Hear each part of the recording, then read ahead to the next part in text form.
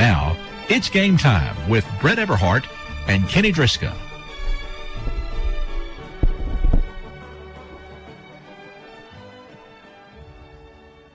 Today, live from Black Cat Field in Mexia, the Cameron Yeomen kick off the 2020 season by hitting the road in what will be an interesting fall to watch play out. After yet another playoff appearance, Cameron will have to regroup with several new players looking to step into key roles.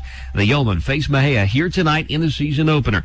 Good evening, everyone. This is Brett Everhart along with Kenny Driscoll here on the call. We're closing in on kickoff for the season opener. We'll hear from Coach Tommy Brashear here on the pregame show about today's matchup, and we'll get you ready for kickoff.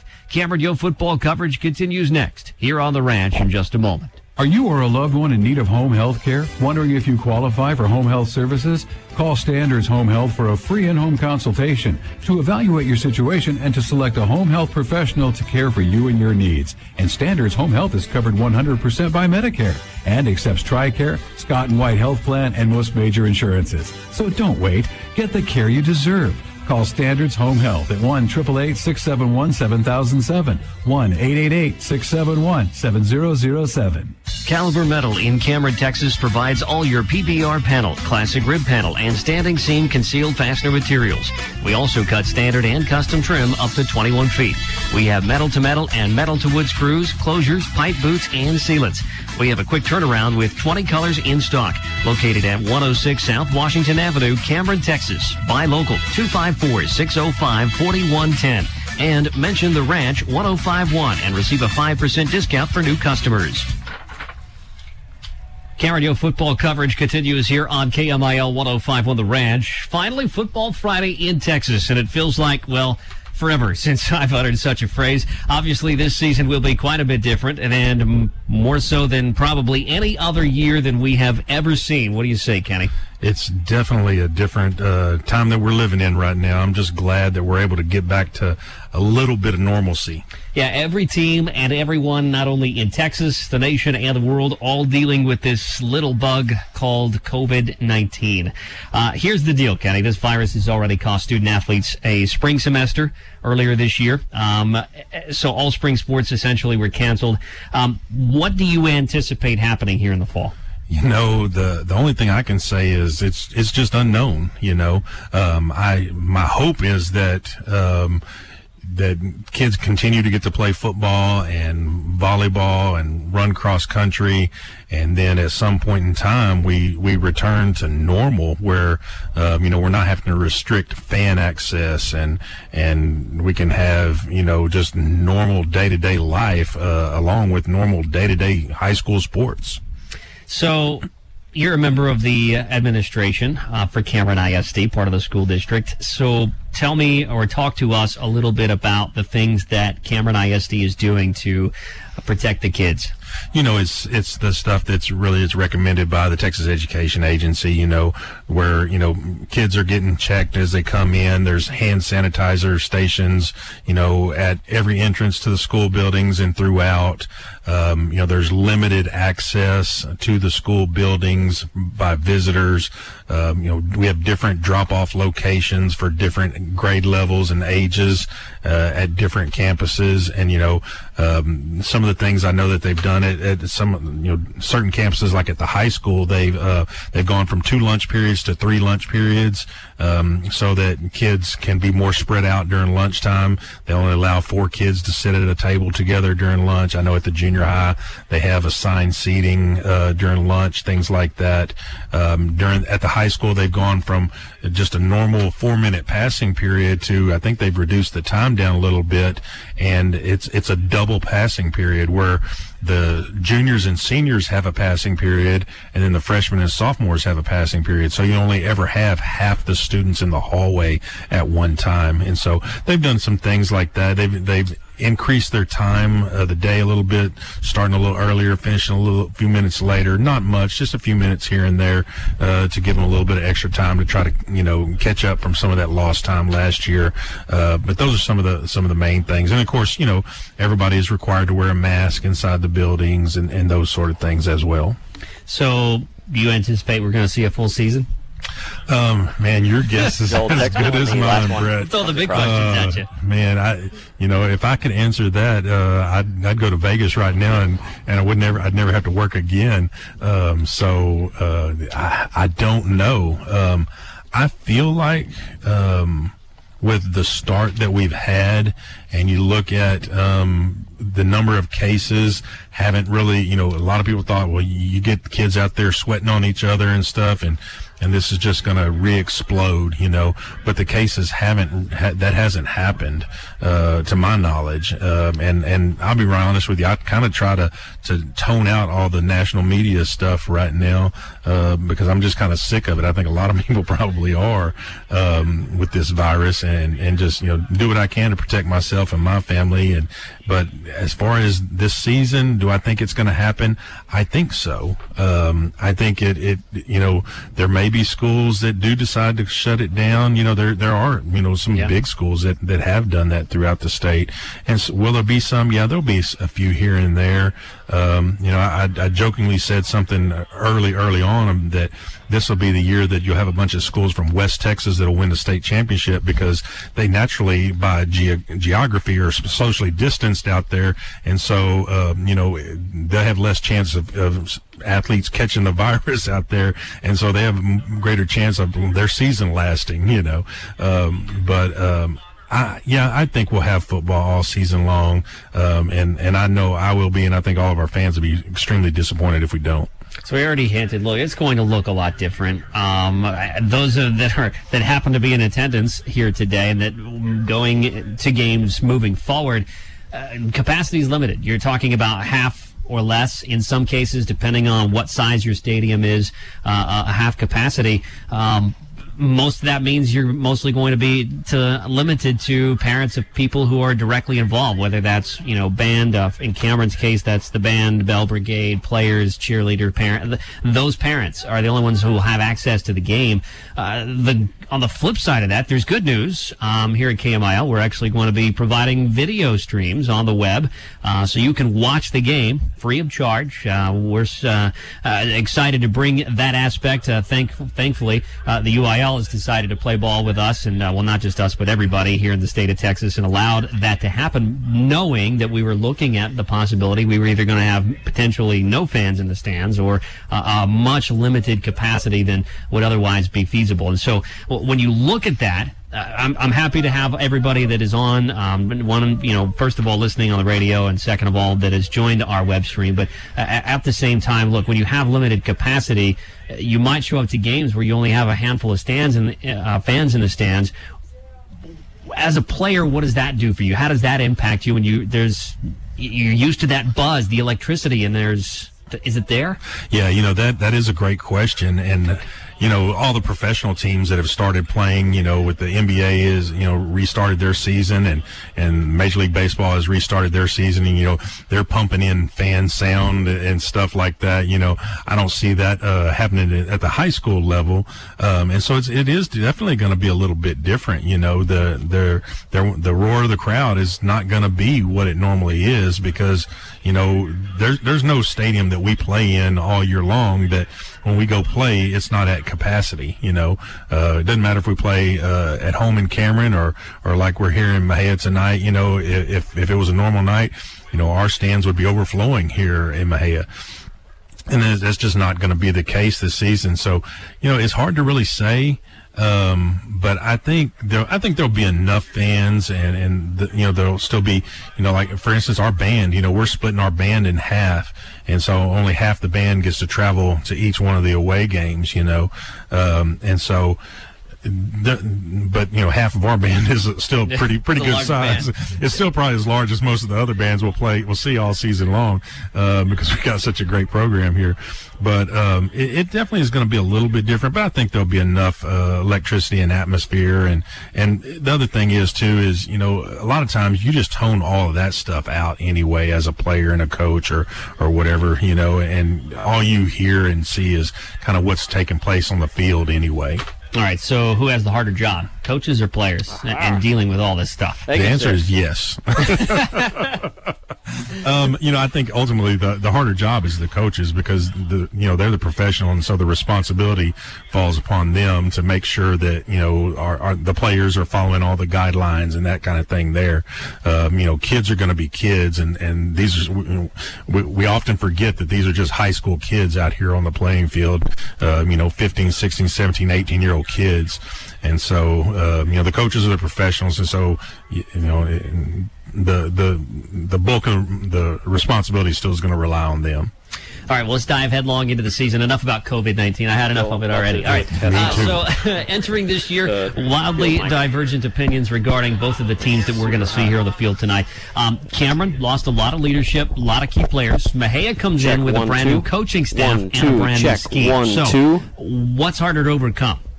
I think check 1, 2, 3. It's harder for them to overcome. If I had to choose which situation I was going to step into as like a head coach, I would much rather have check lost 1, 2, 20, 25 seniors, 1, 2, whatever it is we lost last check year, 1, than 2. Be a first-year coach in a program check 1, 2, with 3. kids that I'd never coached before in a totally new scheme. To check me, 1, that puts 2. us at an advantage. So that, to answer your question, check I think we're at a greater advantage than they are. Let's look at Mexia. Always very talented, plenty of speed and athleticism, seems like every year. They return 18 lettermen with a dozen or so key starters. How does that help them? Yeah, the one thing that they do have is they've got game experience. The schemes may be different, but the players do have big game experience because they've been out there on Friday nights under the Friday night lights, and so that is going to help them there. And some of those returners that they do have are some really talented players, like their running back that had a really good game against us last year. He's back. Thankfully, their quarterback graduated. But they'll be a formidable opponent because they're extremely athletic, a lot of team speed. Here's what Tommy Brashear had to say from this morning. Well, they've got 2 returning offensive linemen. Their best one's probably Abraham. He's number 64. He's a senior. And then Hernandez, number 78, a senior. Both pretty decent-sized kids, also. And they're learning a new offense in slot T, so we're hoping they're a little behind in that case. But they've got the running back I've been mentioned is number 5, Wiley. He's also a senior. He's 5'10", 185, runs a 4.4. He's a fast guy. He's had 1,700 yards and 20 touchdowns last year. Another running back coming back is Jones, number 11. Now they're going to a slot T offense, so we're kind of guessing as to where they're going to put these people. We think Wiley will be their halfback, but we don't know that for sure. He could be their fullback, and we think Jones. We think he'll be either their fullback or their slot. And they have a wide receiver, number 4, coming back. Of course, they don't have wide receivers in the slot T. But he's also DB. Miller, he's 6'2", 190, 4'5". He had 110 tackles for him last year. He'll probably, if he's playing offense, we're guessing he'll be a tight end for him because that's huge in the slot T. And then number 2 wide receiver, Holdman. We think he might be their slot guy, that they bring in motion sometimes, the nasty slot guy from their offense. But they're about 95% run, it looks like, just based on what the film we watch, which is normal for slot T teams. And they have not shown very few more formations. They have shown very few formations. Sorry, they get in a nasty slot right formation and a nasty slot left formation, and that's all we've seen out of them. A lot of slot Ts will get in a few more than that, but not a whole lot more. But they seem like they keep it very simple, and they try and work and get better at what they do. And obviously they were pretty good at it last year at Paul Pewitt. Right now, let's check in with the head coach Tommy Brashear and get a scouting report on the Black Cats defense. Defensively, DB, I already mentioned Miller. Led him in tackles last year with 110. He's returning. He was a safety for him. And he's a pretty good one. Who was the other guy's name? I'm forgetting his name. But they have a couple guys back on the D line. I didn't write down their names, sorry, and their numbers. And they have a inside backer and an outside backer also back. So they've got a little experience back. 6 on both sides of the ball. They run a 3-4 on defense. Same defense we run. Now we run a 5 technique, which is a C-gap player, and a nose shade and an A-gap and a 4 technique.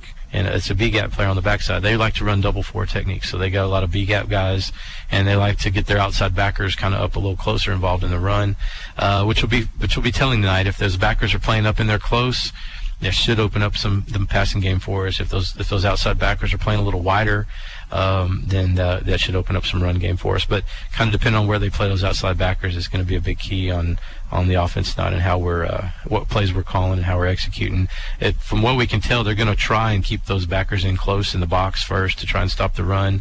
If that's the case, then we're going to have to be able to throw the ball, and hopefully we can loosen them up from completing some passes on them and stuff like that, and then maybe open up the run game. All right, there's your look at the defense. Well, Kenny, let's move on from that, and that was a look at your opponent. How about we say, as you look at Mexia, in years past, discipline has sometimes been an issue for them.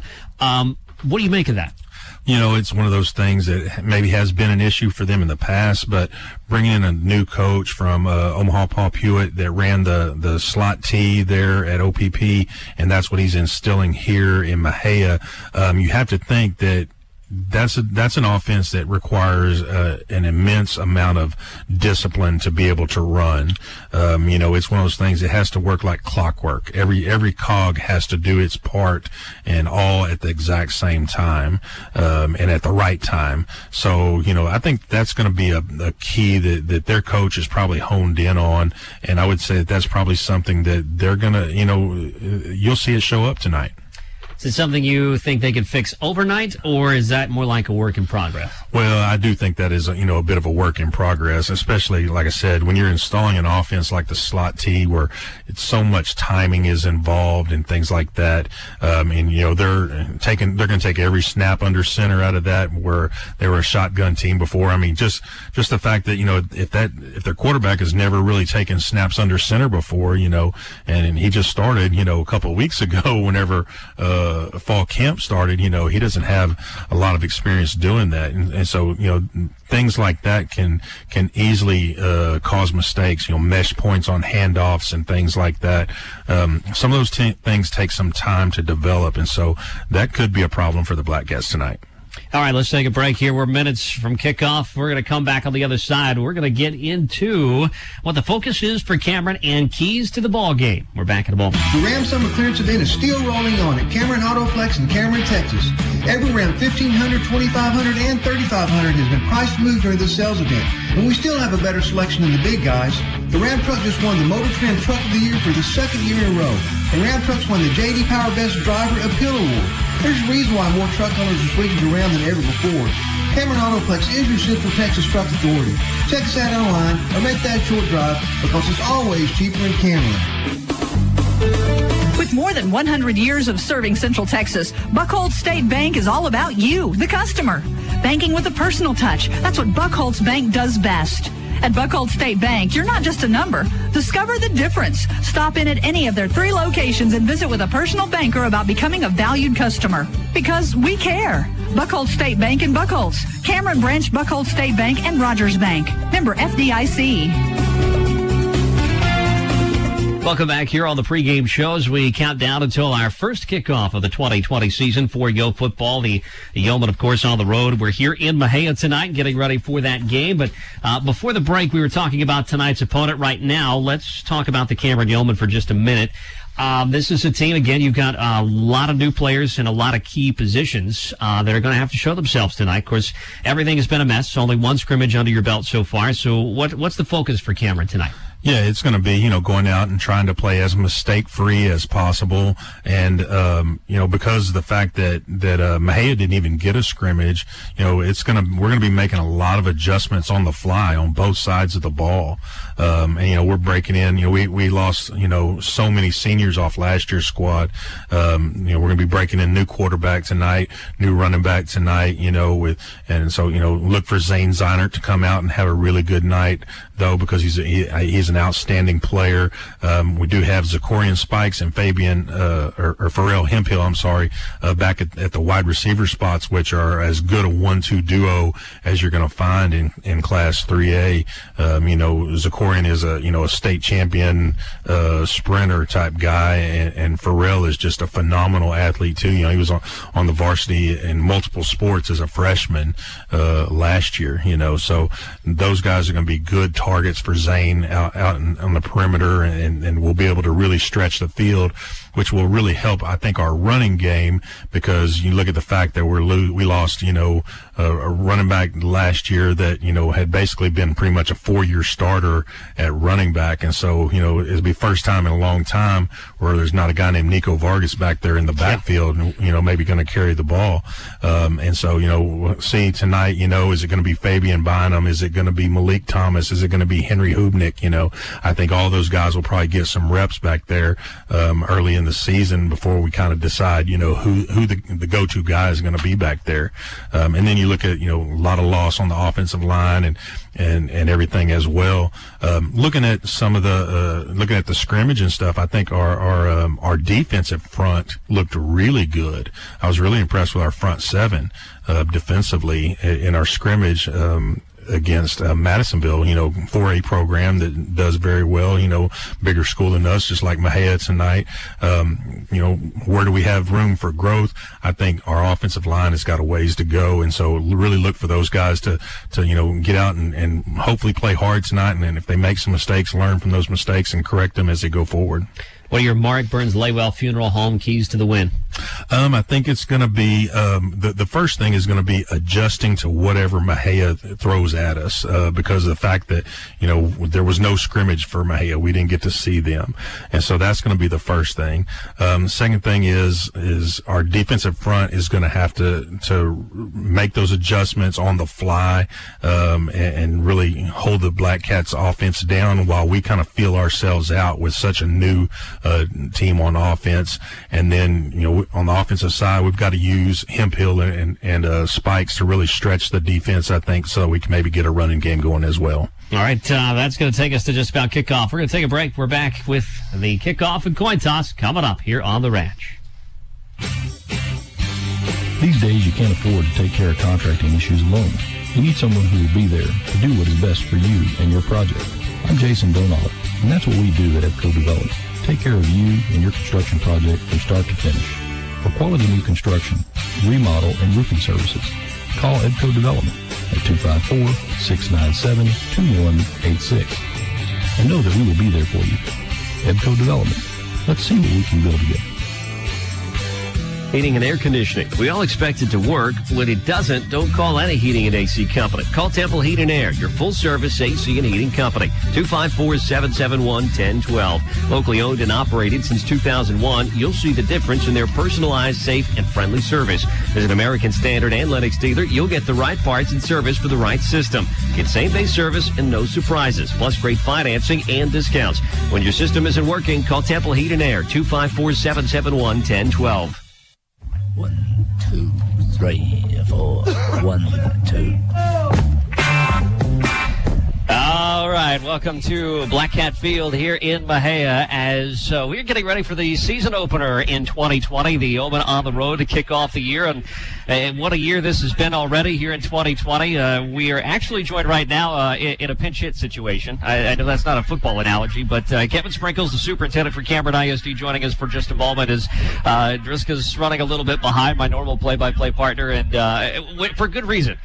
His daughter playing volleyball over in La Paz, so trying to navigate the roads. I want him to be as safe as possible, obviously. And thank you for taking a few minutes to fill in until he can get here. And a lot going on here this year. Obviously, COVID-19, you can speak to this probably more on not only the academic side, but the athletic side as well. But COVID-19 has been kind of a mess for academics right now. How are things right now in the classroom? Well, I think they're as good as to be expected. Our staff has worked tremendously hard since the last spring. Even at starting it when we left for spring break. Ever since then, we've continued to work on building an outstanding remote learning platform. And it's paid off. It really has. And then we had that whole summer to improve upon that and got some additional guidance from Texas Education Agency and put some other measures in place. And I feel real strongly about what we have academically for our students that have chosen to be remote learners. We have a very low percentage of our student population that is remote. The majority of our students, well over 80%, are at school, in-person learning, and I think that's great. I think we're excited to have them back.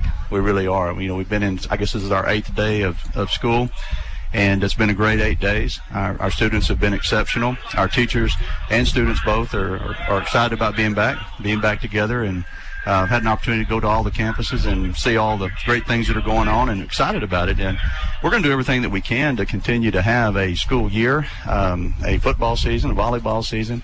We're taking a lot of measures and safety precautions, and we have a set of protocols that we have in place to ensure that we can continue to do that. So our expectation is that we will continue to have in-person class and finish this school year out, and the same thing for our athletic teams. They'll be able to have a full schedule of games, and anything can happen, and we'll deal with it when it does. But the main thing is that we just need to stay calm and not get too excited about any one thing, because there are a lot of things out there to get excited about. Yes, sir. And make sure that we are taking every safety measure and every precaution necessary to keep the kids safe, our staff members safe, and in turn the community safe as well. So excited about it. Really are. It's been a great 8 days, and now it's time for high school football, and our volleyball team, I think, did well tonight. I'll check my phone. Kenny texted me a while ago. I want to say that he said we won in 3 against Lampasas, but I guess it's out there on the radio now, so if I didn't look at my phone right, I'm in trouble. But no, you broke the news. Good job. Yeah, there you go. So I'll make a newsman out of you. No, I don't think that. and I really just, honestly, to everybody that's watching the game and listening, I really want to apologize in advance, because I know I can't do near the job that Driska has done in this position, but definitely don't mind filling in and talking about our kids and about our district, and really supporting and promoting all the great things our kids are doing currently and will do the rest of this year. Well, they're working through the school songs presently here out on the field. Cameron had a chance to do theirs for just a moment ago, and Mexia getting their chance now to do that. What we're looking at here tonight is going to be a hot evening. Last I heard, we had hit a high of 104 this afternoon. When you're coming out to play, first game of the year, 100+ when you get started. You were a player once upon a time. Heat bother you at all? Yeah, of course, it didn't really bother me, Brett. When I played, I think the Ice Age was going on. It had been so long, so it was real cool when we played. But it's hard to replicate what you're going to have on a Friday night or a Saturday afternoon if you're a college ball player. You've gone through your two-a-days and your practices, and you've tried to prepare yourself physically. You've had a lot of conditioning that you've been able to take part in, and the coaches have pushed the kids extremely hard in preparation for a game like this tonight. But hey, 4 quarters of full live football, every 6 seconds is basically an individual war between 2 young men. And when you do that for a full 48 minutes, it can be taxing. And the heat does play a part. And what you hope for is that as a player and as a coach, that you've conditioned yourself enough to where you can make the entire ball game. You don't cramp up. You don't have to leave the game at some point, especially the crucial period of the game where we need you in the ball game. So, I think I've watched these young men work at practice. I know the coaches have tried to condition them extremely hard, and with using precautions and protocols in place. And it's been hot. It really has. It's been unusually hot here, especially in the last few days. And today's going to be a pretty warm Friday night. But that's why you have substitutes, and why you prepare all of your team to be ready to play it at a moment's notice. And I believe our next man up attitude that Cameron Yo has will come into play tonight. And I look for big things for our kids. They're very young. I know y'all probably have talked about that.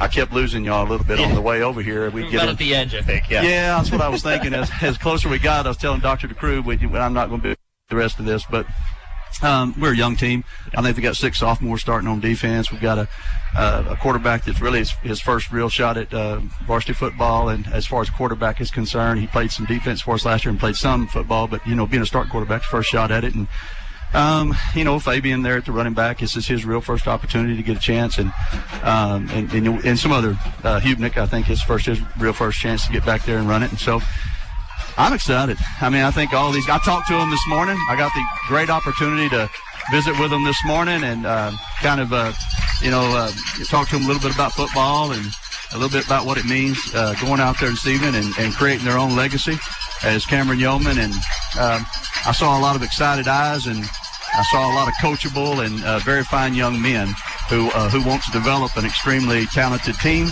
and want to work together to be successful. So that's what I saw in their eyes this morning. So I'm excited to see what they do on the field. Well, they have just now taken the field, coming out of the tunnel and running to about the 40-yard line here on the visitors' side. We are minutes away from game time. We need to get into a couple of things. Let's start with our starting lineup. It's sponsored by Barrel Bum Smokers, specializing in customized UDS-style smokers. You can find them on Facebook for more information. And offensively for the Yeomen, at wide receiver, Nolan Brashear. He is a junior. Wide receivers, Zachorian Spikes, the senior, wearing number 1. Jaden Sanchez, the junior, wearing number 2 at slot receiver. The other slot will be a freshman, Kason Goolsby, and he will be wearing number 9. The right guard is Colby Carranza, the senior. The right tackle is a senior as well. That's Cash Gellner. The center, Hunter Hucks, a junior. Left guard, Garfield England, a junior. Left tackle, Colby Arney, also a junior. The quarterback checking in at 6'3", Zane Zinert, the junior, will be under center, wearing number 4. And the tailback to get the start tonight, Fabian Bynum, also a junior. He'll be wearing number 5 for the Yeomen. Defensively, defensive tackle is Trenton Nix. He's a senior. On nose guard is Eduardo Gill, also a senior. The other linemen, will be defensive tackle Keyshawn Johnson, who is just a sophomore. And then you've got a couple of sophomore linebackers. On the strong side, Armando Reyes, who is a sophomore. Middle linebacker Colton Barbo, also a sophomore. Your weak side is Fabian Solomon, who's a junior. The outside linebacker, Landon Green, is a sophomore. Left corners, Iverson Brazil, who is a senior. Farrell Hemphill is a sophomore on the right side. Free safety, Fabian Bynum, and the strong safety, Dylan Aiken. We've got our national anthem coming up next. We'll go to that live. Legacy Nursing and Rehabilitation, located at 2202 North Travis in Cameron, is proud to back the Fighting Cameron Yeomen in 2020. Good luck to all Yo and Lady Yo athletes, trainers, coaches, cheerleaders, Bell Brigade, and that award-winning Yo High Band. Most people have a story to tell. Yo Nation has a legend. Legacy Nursing and Rehabilitation is proud to say,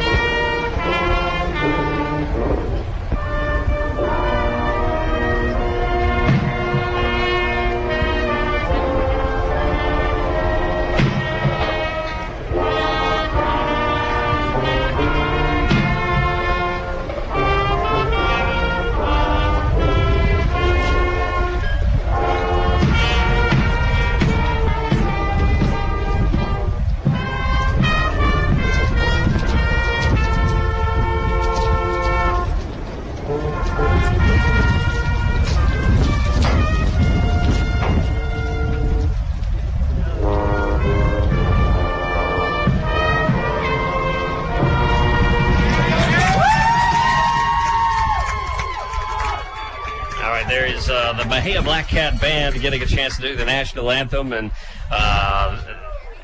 Mexia band is a little small. Of course, that is to be expected with COVID-19, but about 25, 30 kids over there. Yo Band always, of course, travels in style and also in numbers. Once again, going to be, it looks like, another huge year for the band.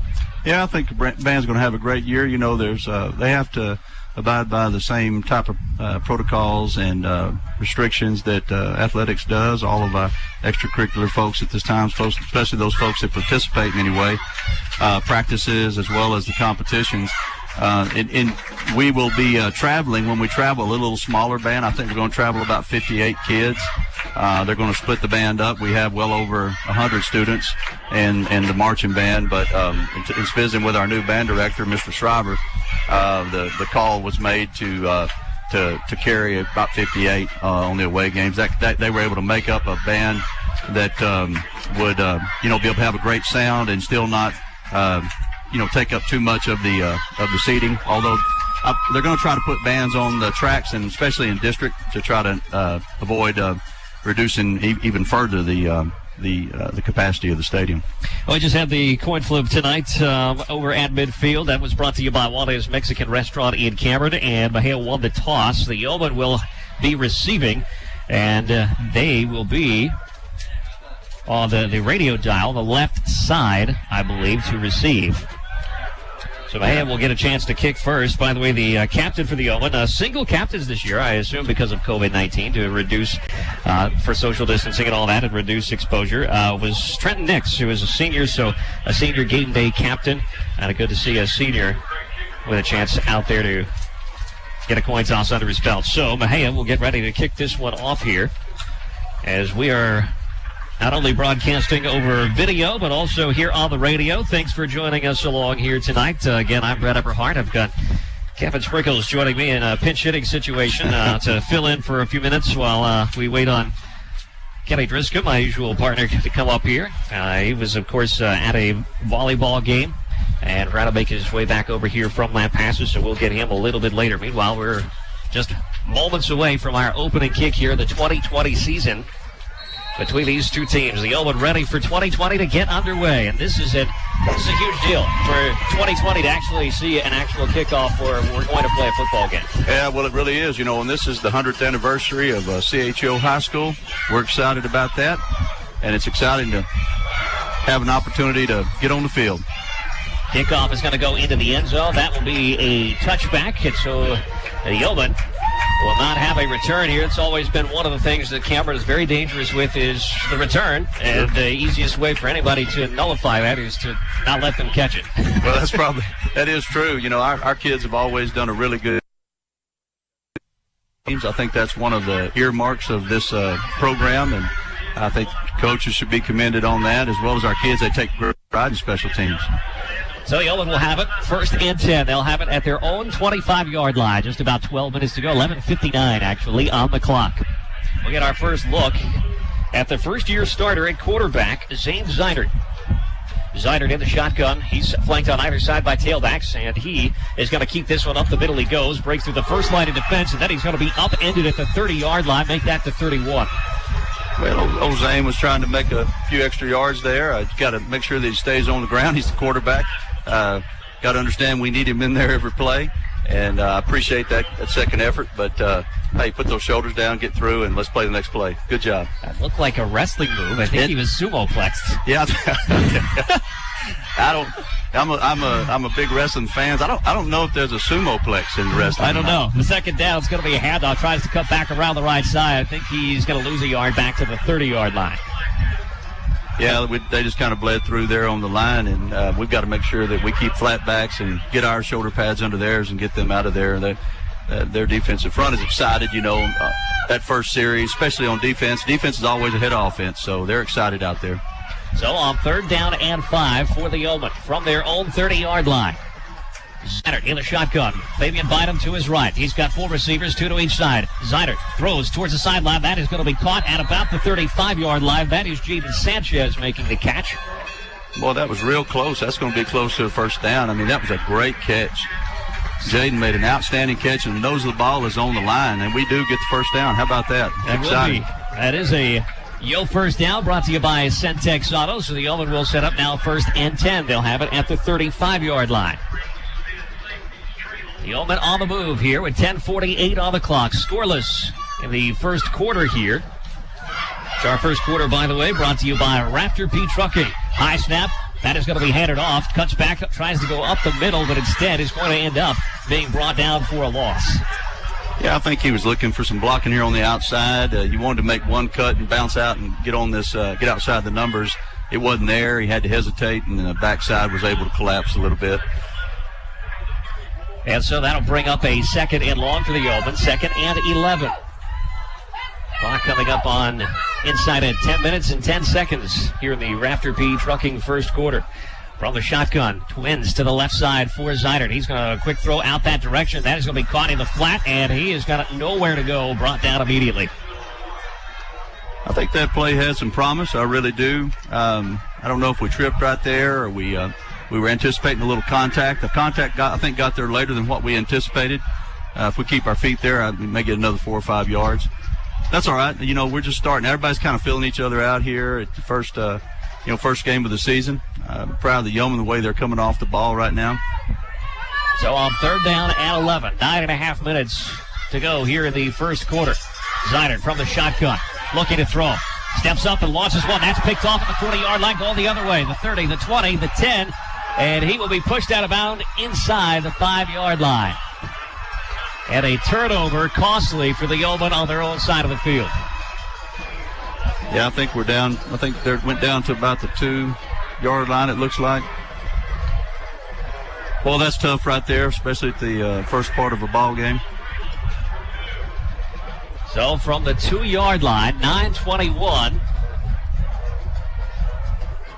on the clock, and Mexia now gifted excellent field position in the shadow of the goalposts of the Yo defense. Well, right here, it'd really be up to our defense to see what they're made of. You know, you would anticipate Mexia to be excited and have a lot of enthusiasm here and try to get in the end zone. We'll see if we can bow our necks and keep them out. In that slot T. And there's ball in the air. We got ball's in the air. I thought we had that thing. Well, I'll tell you what, we had it in our hands. It popped up in the air, put it in our hands, and then then left our hands and went on the ground. Great opportunity, kind of missed there. We'll stay in the Black Cats' hands. It'll be a 2nd down and goal now. Looked like number 35 had his hands on it. That was Fabian Solomon. He had it. He definitely had it in his hands. Made a great play on the ball. I don't know if he was hit or his arm was hit or something. It, dislodged the ball. But that's what we're going to have. They got a little penetration that time, which disrupted that play. Especially against this slot T, you got to have a little penetration. Under center, tries to hand it off, and this time ball going to come out again, and this time a scramble for it. I believe Mexia has jumped on it again. Well, once again, that time our defensive tackle was able to get penetration and disrupt the play and got a hand on the ball. Looks like he wrapped his arm around, knocked that ball loose, and we just got to fight it out right here. We've got to be determined not to let them score. Ball's been put on the ground a couple of times here. Of course, this is a new offense for Mexia. The Black Cats moving to that slot T under a brand new coach. Yeah, and that timing can be an issue a lot of times when first time you run the slot T. LeBarian Miller under center, trying to find some room up the middle as they hand this ball off, but no room whatsoever, suffocated behind the line. They might have lost a couple of yards on 3rd down. I'm here to tell you now, that was a great job by the Cameron Yo defense. I am extremely proud of our kids right there. Great job. That is going to be a huge defensive stand, as that's going to bring up a 4th down and goal from about the 5-yard line. 7.5 minutes to go here in the Rafter P Trucking first quarter, and Mexia going to try for a kick, and here's something unusual. It's a lefty. We just need to pay attention to everything, stay on sides here, watch everything. A bobbled snap and hold, but able to kick it true nonetheless. Mexia will draw first blood of the 2020 season. They lead it 3-0 here in the Rafter P Trucking first quarter. You're listening to Yo Football on 105.1 The Ranch.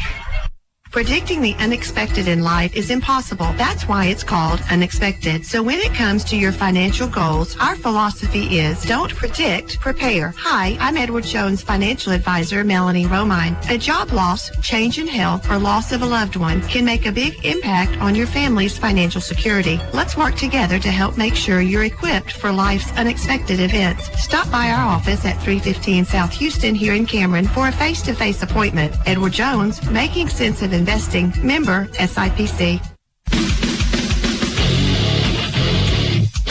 Welcome back here in Mexia. The Yeomen now find themselves trailing 3-0. 7:04 on the clock. Mexia was gifted an interception on the other side of the field. In fact, they took it all the way back down inside the 5-yard line to the 2.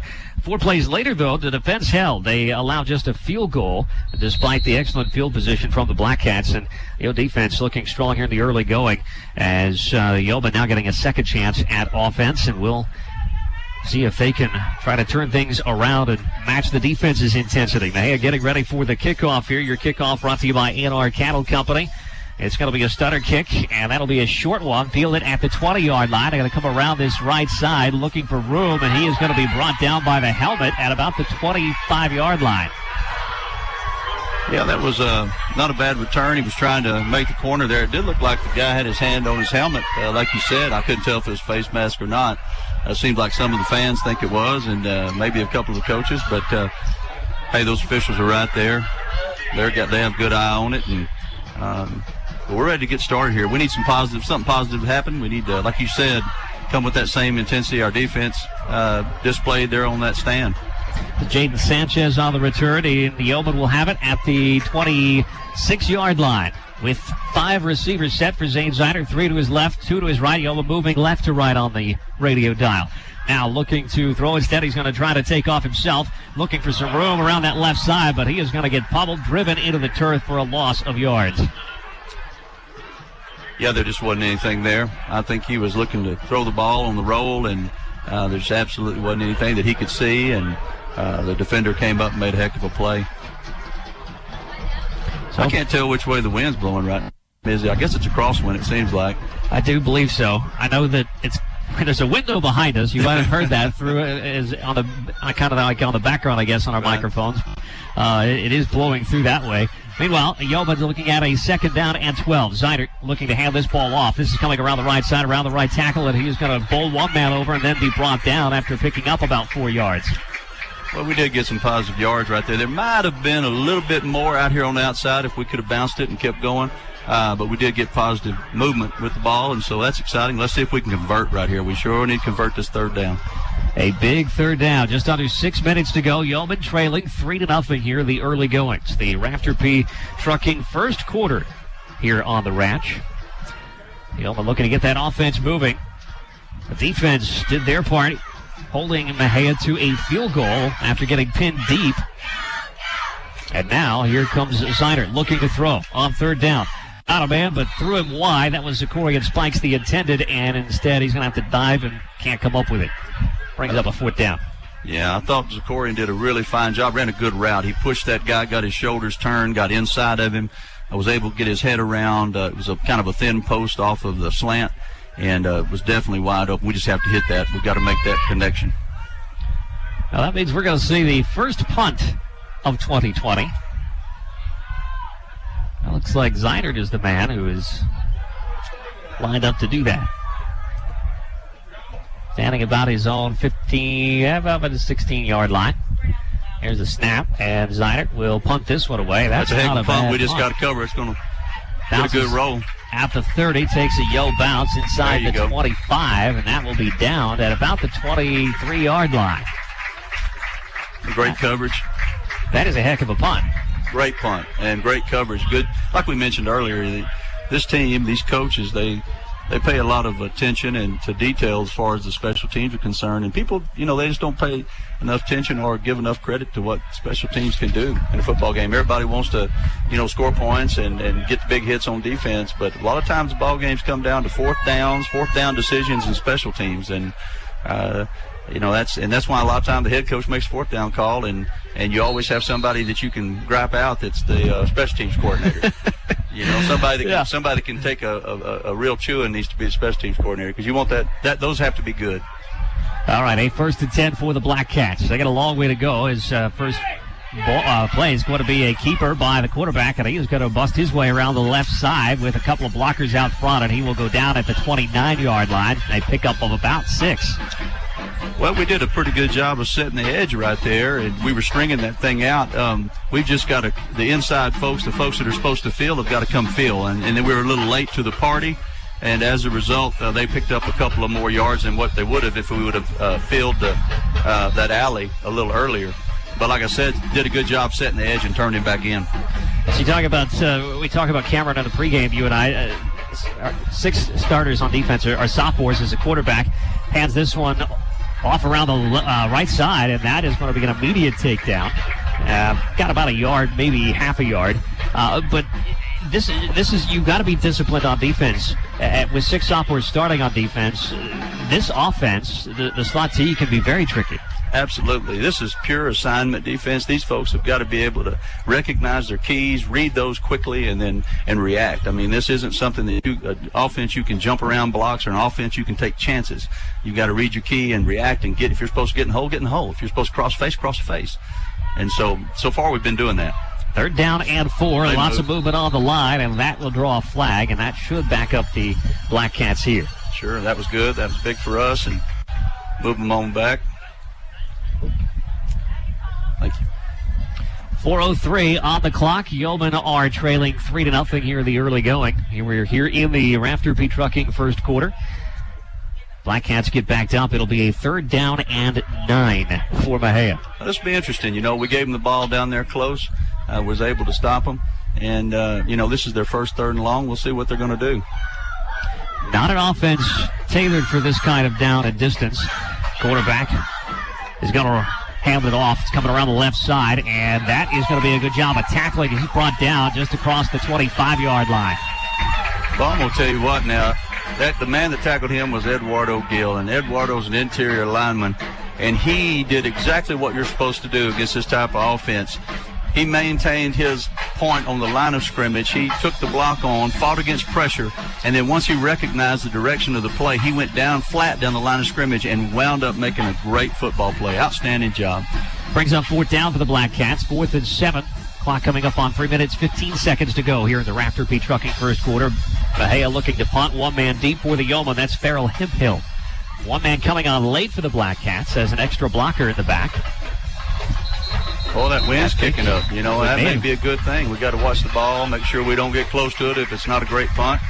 Well, Mexia instead having to burn a timeout here in the first quarter, trying to get set up and lined up for a punt situation and unable to get everybody they needed where they needed them. And so we were just about running out of time on the play clock. Had to call timeout. So that's what we've got. A timeout here. Right now, for the Yeoman offensively, Kevin, it looks like what we need is we talked about the youth already several times, but offense just needs to settle down. Calm down. You've got a lot of new kids, new faces out there in places they probably haven't been yet. That's it. They're working hard right now in practice, and they've prepared themselves for this moment, but they do just need to settle down. There's so many people that's his first time Friday night for them. I get it. I've been there. I understand it. But all they need to do is to trust in one another. Trust that the guy next to you, the guy beside you, the guy behind you is going to do their job. They're going to get their block. They're going to be in the right spot. They're going to catch the ball if I throw it, and then throw it to them. Just have a free arm and just let it fly, and let's go play ball. And I think once we do that offensively tonight, we're going to be fine against Mexia. I see some glimmers of opportunity that are out there.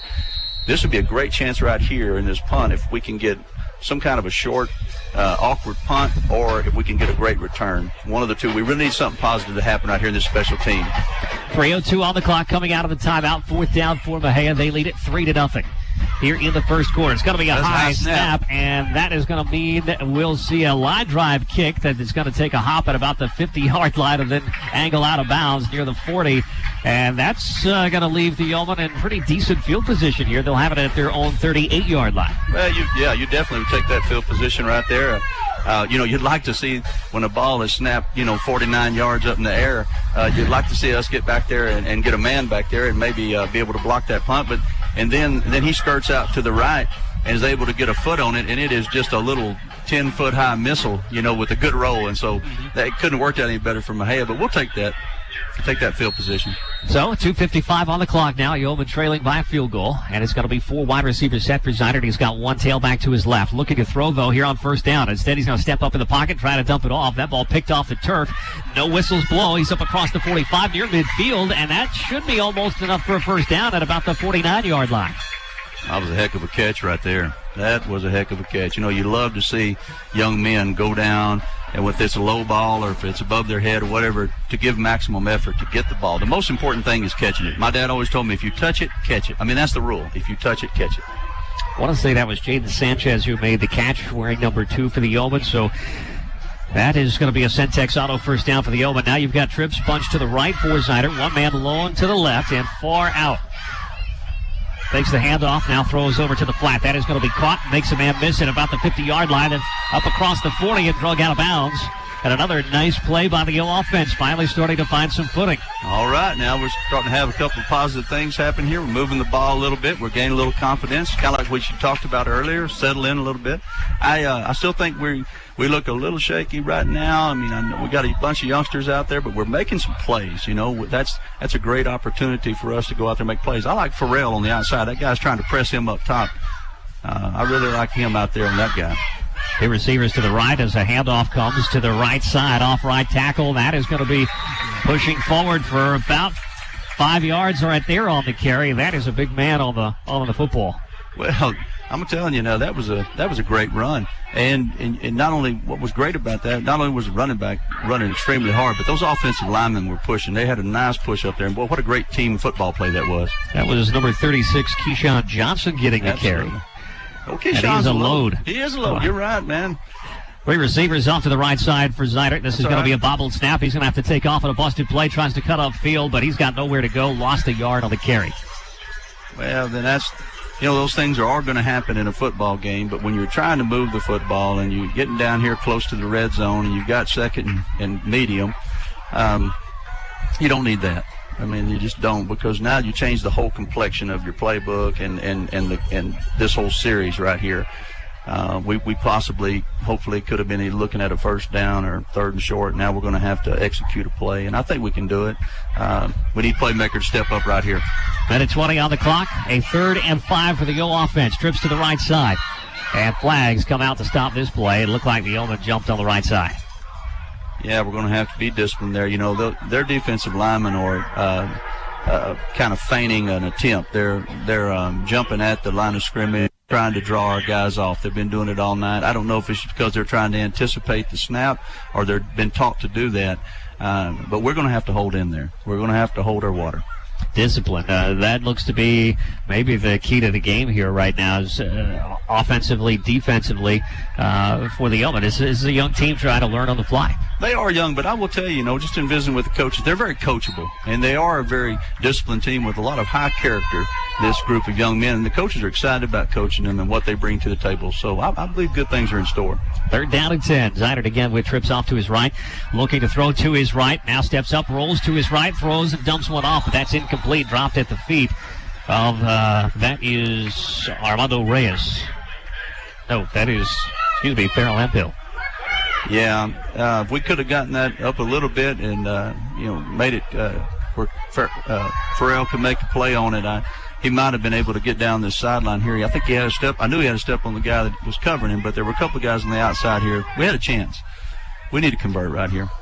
1:03 on the clock. Yeoman trailing 3-0, and they're lining up to go for it on 4th down and 10 from the 39-yard line. But now Zeidert will back up. It will be a punt, and he will launch this one. That's going to be a low-line drive, and that is got a chance to pin Mexia deep inside the 10-yard line. It rolls, and that'll be touched at the 8-yard line, and that is a heck of a good punt. Perfect placement. Right. I think it was a great call, a good play. Your defense is playing very well. They're well coached tonight. They're executing their assignments. The opportunity here to pin Mexia and have them punt again and maybe get an opportunity to get the ball back. And our offense seems to be clicking a little better than it was at the beginning of the football game. So that was a smart call, and we executed it, which was real nice. So Mexia will have it from their own 8-yard line. Pinned inside their 10. It'll be 1st and 10. Less than a minute left here in the Rafter P Trucking first quarter. 55 seconds to go. As a quarterback rolling to his right, breaking through a couple of arm tackles, and he is going to grab about 3 yards on a carry. I'm going to tell you what now, Brett, there's 11 men out there in white, and when you look up and there's a tackle being made and there's not but maybe 2 or 3 folks that aren't in on it, that's pretty impressive. I believe we had half the town of Cameron on that tackle, and that's good. That's what we need. We've got to be able to run to the football and gang tackle. It's going to be important here tonight. You got to be careful not to let them slip somebody out the backside, whether it's a little buck sweep or a fullback out on a little pass. 2nd down and 7. Quarterback handing off again around that right side and actually ends up going up the middle, cutting back, and he's going to end up with a nice little gain right there, picking up about 6 yards on the carry. Well, this will be a big play right here. We'll all need to be, looks like we're going to go to the next quarter here. That will end the Rafter P Trucking first quarter. A Yeoman trail 3-0 after 1. You're listening to Cameron Yo football here on 105.1 The Ranch. Second quarter is next.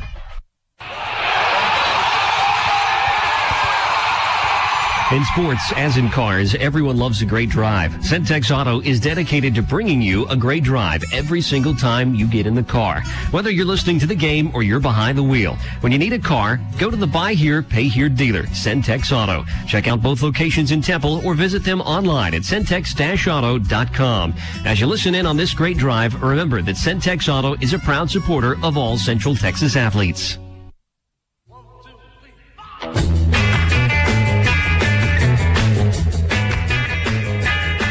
Welcome back here as we get ready for the second quarter of action here in Mexia. Right now, though, the Black Cats have the advantage 3-0 as Yeoman will be looking to try to get things turned around here this first quarter. But it's really just been a matter of kind of trying to feel themselves out. This is a squad that hadn't had a lot of time together because they just won scrimmage. Of course, Mexia had none. And I feel like a lot of what we've seen here in the first quarter is very much indicative of that. But hey, here's we start the second quarter. It is made possible by our friends at Barrel Bump Smokers. It's for easy-to-use, customized smokers, locally owned and operated, and also reasonably priced.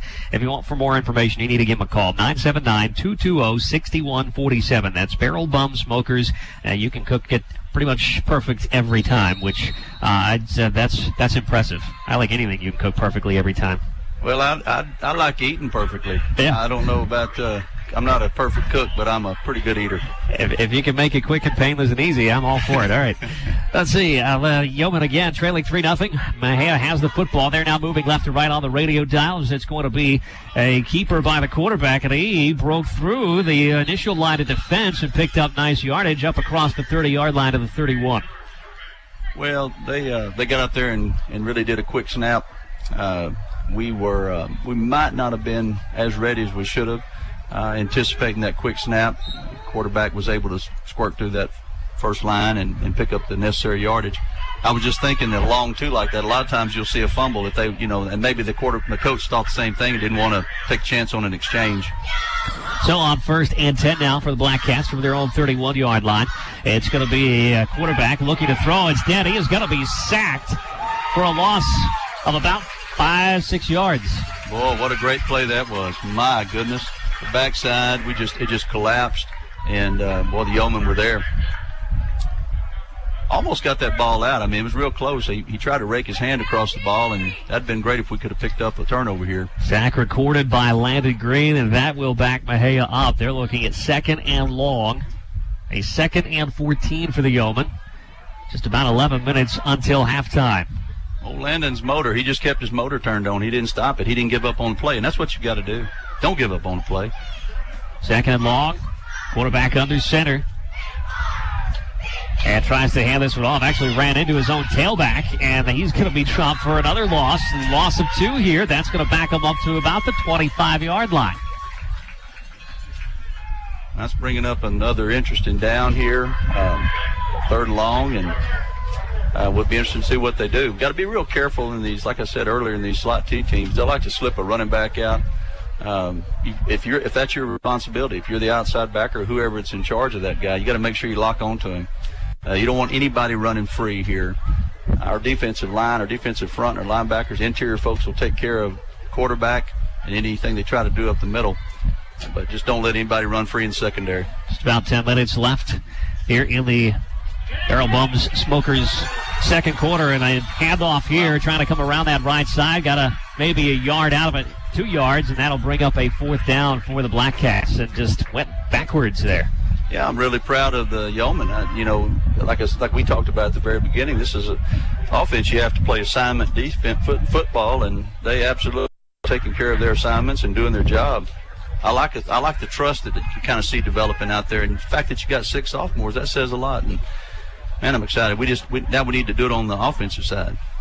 Just looking for some consistency here as this game goes on. So one man is going to be back standing at about his own 45-yard line as Black Cats looking to punt here. High snap, Going to roll to his right and gets this one off barely. That's going to take a bounce at the 50-yard line, and that will head its way out of bounds.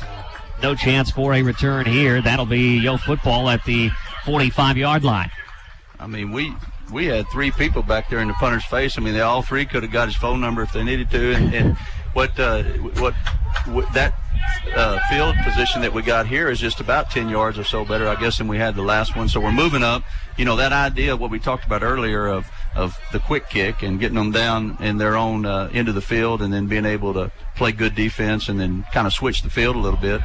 Looks like we've almost done that. Just about. So now it's time for the offense to, even if we just do it methodically and march down the field, it'd be good. So Zeinert now moving right to left on the radio dial. He's got trips off to his right side, and Zeinert looking long. He's going to go. He's got a man wide open. That ball is caught at the 25-yard line, but he is going to be caught from behind at about the 15-yard line, and that's a huge play for the Yeomen. Well, I'm going to tell you what now. I think is that Zakorian out Zakorian. There? And there's not too many men faster than him in Class 3A, and he proved that right there on that play. And old Zeinert, he just, like they say, just let it rip, tater chip. I mean, he just reared back and threw the football, and that's what you've got to do. Don't think about it, just throw it. Zentex Auto first down also puts the Yeomen in the Bling Box Red Zone. That's the Bling Box Boutique. Go check them out in downtown Cameron over at 111 North Central. Meanwhile, it's going to be a handoff here. Actually, quarterback's going to end up keeping this. He faked the handoff and tried to come around the right side, but Zeinert ran out of room. Maybe picked up a couple of 3 yards there. Well, old Zane, he's looking for a hole there. He's trying to find some room to run to improve his field position, try to get closer to the goal line. When you're as tall as he is, you need to realize you can fall for 9 yards. Yeah. So he's got to try to keep his shoulders square to the goal line and try to get as much vertical as he can. Don't do anything right to left. Just get up the field, and every yard matters down here. Inside of 8 minutes, 20 seconds to go in the Barrel Bum Smokers' second quarter. Zeinert from the shotgun, flanked on either side by tailbacks. He's got a couple of receivers to his right, one to his left, and he is going to hand this ball off, but he's trying to fight his way forward for a couple of yards, and he's actually going to do a pretty good job of that. Picks up another 2 or 3 there. I think that was Zakorian there that time. We slipped him the football, and he squirted through the line of scrimmage, and if I'm not mistaken. Should bring up a 3rd and 5. And we need to find more ways, as many ways as we can, to get Z the ball. He's such an outstanding athlete and good football player. He's got a good football IQ. This is important right here. We really need to see what we got here. Everybody needs to fire off football. 4th play of the drive. One man in the backfield, that is Johnson, and he is going to get the football and try to manhandle his way forward. He's got a yard, 2, maybe 3, probably 2, up just inside or outside the 10-yard line. That will bring up a 4th down for the Yeomen, a 4th and about 3 to go. Well, we just need to go ahead and even this thing up right here. Good snap, good hold, good kick. That's all there is to it. So we will see a kicker for the first time for the Yeomen. Looks like this ball will be teed up at about the 19-yard line. As the kick is up, and that is good. It will tie this one up. Outstanding. I tell you what, I'm so proud of that. Once again, especially, we've got conversation out here on the field. I don't know what they're talking about. Maybe dinner plans after the ball game. I don't know. But well, White Hat's going to come over and have a chat with the coaching staff for Cameron and see what their take is. I don't know. Yeomen put points on the board, and it looks like the offense. It'd be nice if we can get up there and get a penalty and keep playing football on the offensive side. I don't know exactly what the call is here. I haven't seen a call yet. They have been discussing it. They came over and talked to the coaching staff. Still talking to the coaching staff.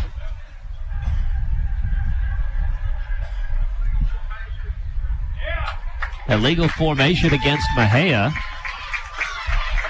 And so that'll give the Yeomen a first down, and the offense will come back out on the field.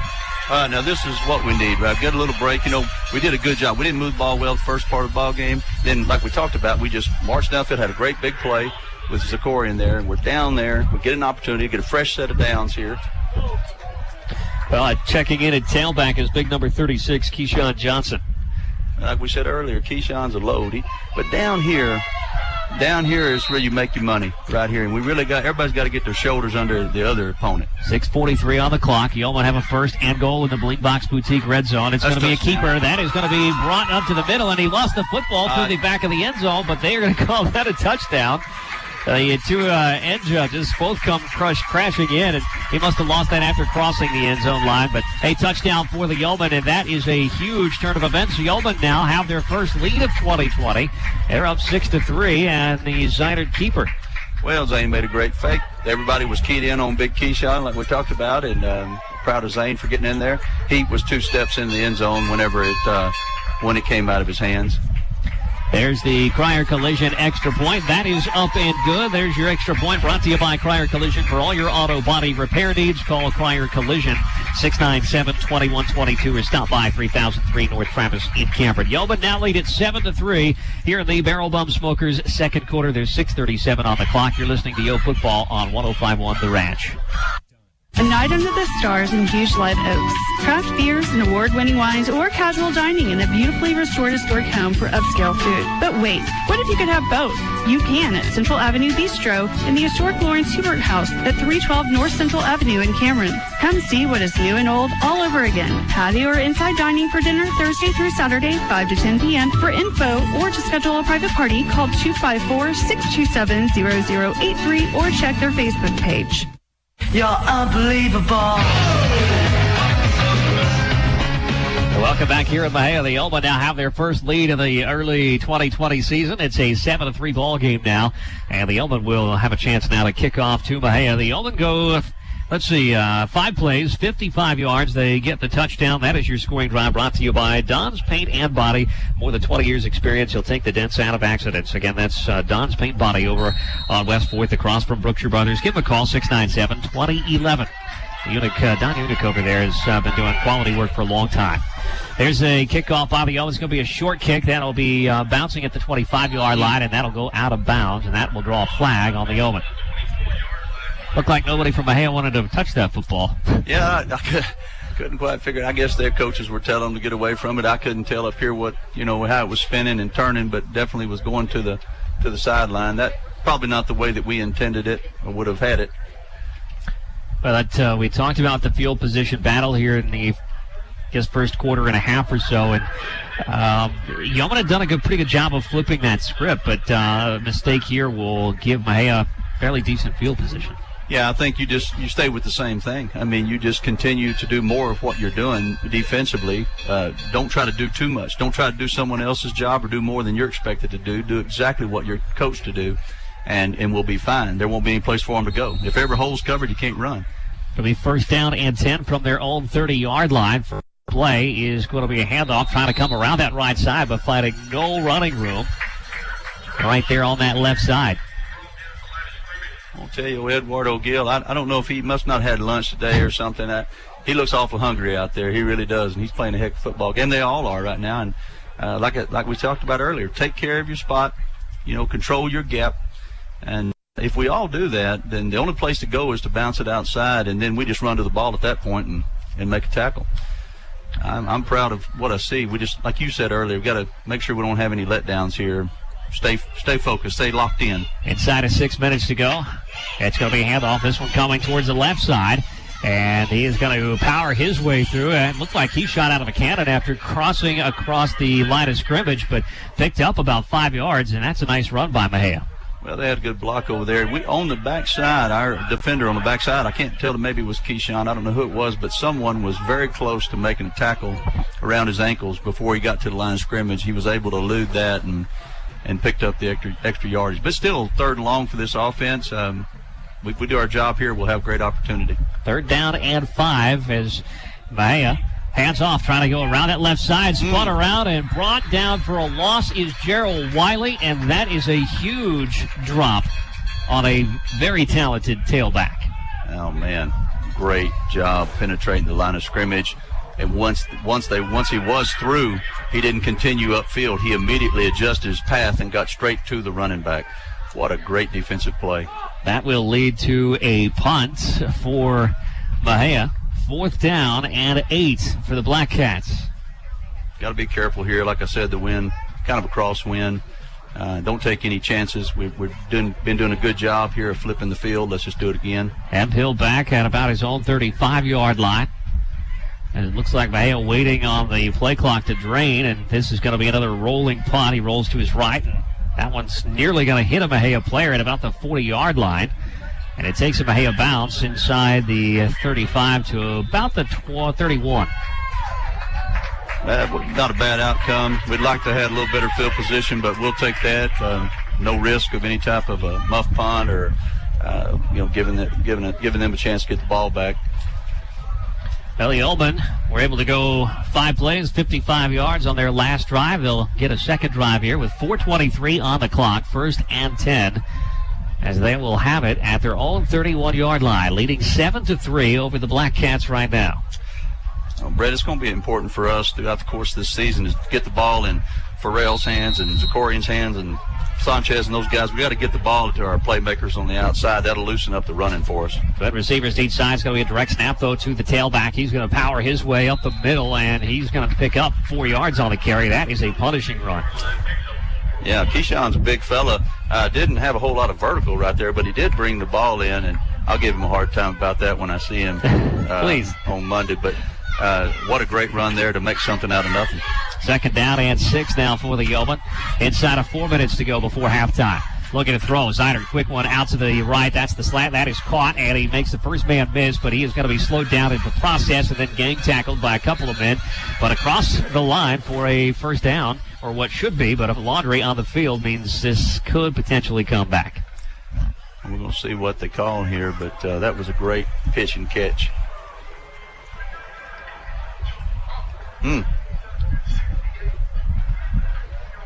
Against the Yeoman. Called a chop block there. Must have had somebody engaged and went low on him. On a short passing game like that, a lot of times, especially inside the clip zone or just inside the tackle box there, there's a lot of combination blocks, a lot of two guys hitting one guy at one time because everybody's trying to get hands down. They're trying to get their hands down. And I guess we must have got caught there at that time. Backing the Yeoman way up, it'll be the 2nd and a long way to go. Zinert will hand this ball off around the left side. Lots of running room for Johnson, and he's going to pick up just about everything they lost and then some. Back near the original line of scrimmage at about the 31-yard line. That's exactly where he's at. Well, it was a good hard run. We had some excellent blocking out in front. Was able to get us back into something kind of manageable. I know it's 10 yards, but we've got some playmakers out there, and Zane's starting to settle in, so if everybody to do their job, we might be able to convert here and pick this up. 3rd down and 10, 3:20 on the clock. Yeoman leading 7-3. Zyder from the shotgun, twins to each side, fakes a handoff, looking to throw, steps up, and launches one deep. And that ball is going to be caught at the 40-yard line of Mexia up across the 30. Then he finally spins out of the tackle to 25 to the 20, and he's pushed out of bounds. Wow, what a play that was. Well, I mean, we just talked about it. You've got Farrell, Hemphill, and Zakorian out there that are just outstanding wide receivers, 2 of the best in the state of Texas. Got to find a way to get them the ball. Just about a 50-yard pass play on the catch and run by Farrell Hemphill. The sophomore coming up with a huge couple of plays here in the early going. Surely, what a great job by Farrell to continue to try to get more yardage and make an excellent run after the catch. It was a good catch, too. Had to go up and get the ball. Didn't wait on it. Went up there and got its highest point. Yeoman knocking on the door of the Bling Box Boutique red zone at the 20-yard line. And Zyder looking to throw, looking for the end zone, looking for the corner. That ball is caught in the corner of the end zone. Touchdown, Yeoman. Well, I'm going to tell you what. Of course, that's a great play because it's a touchdown. But I'm going to tell you, that adjustment to the football right there was outstanding. He was looking over his outside shoulder. Then he had to go back to the inside and then had to make a complete 180-degree turn of his body where he lost sight of the ball for just a second and was able to come up with it. I mean, that's not easy to do in real time. And so what a great catch that was. Have yourself a game. Farrell Hemphill making the catch for the touchdown. Now the Cryer Collision extra point. That's up and good. Your extra point is good from Cryer Collision. That's for your auto body repair needs. Call Cryer Collision 697-2122. Yeoman now leading 14-3. 2:59 on the clock before halftime. You're listening to Yo Football here on 105.1 The Ranch.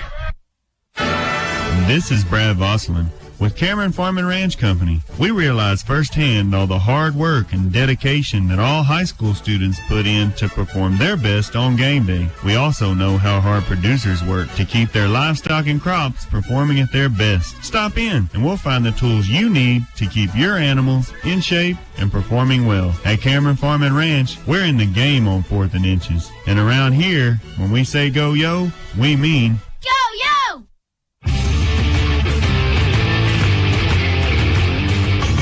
All right, as we return here, the Barrel Bump Smokers second quarter here on the ranch. The Yeoman leading now 14-3. We actually think maybe that was Keyshawn Goolsby who made the catch in the end zone for a touchdown.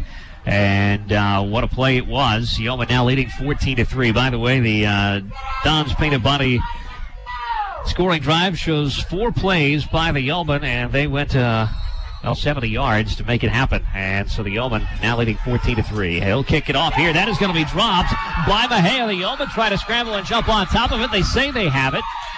The referees, though, have not made an indication. I believe that means it's going to go back towards Mejia's hands. It will be Mexia football, but, man, that was close. Yeoman almost had all the momentum that they could have wanted.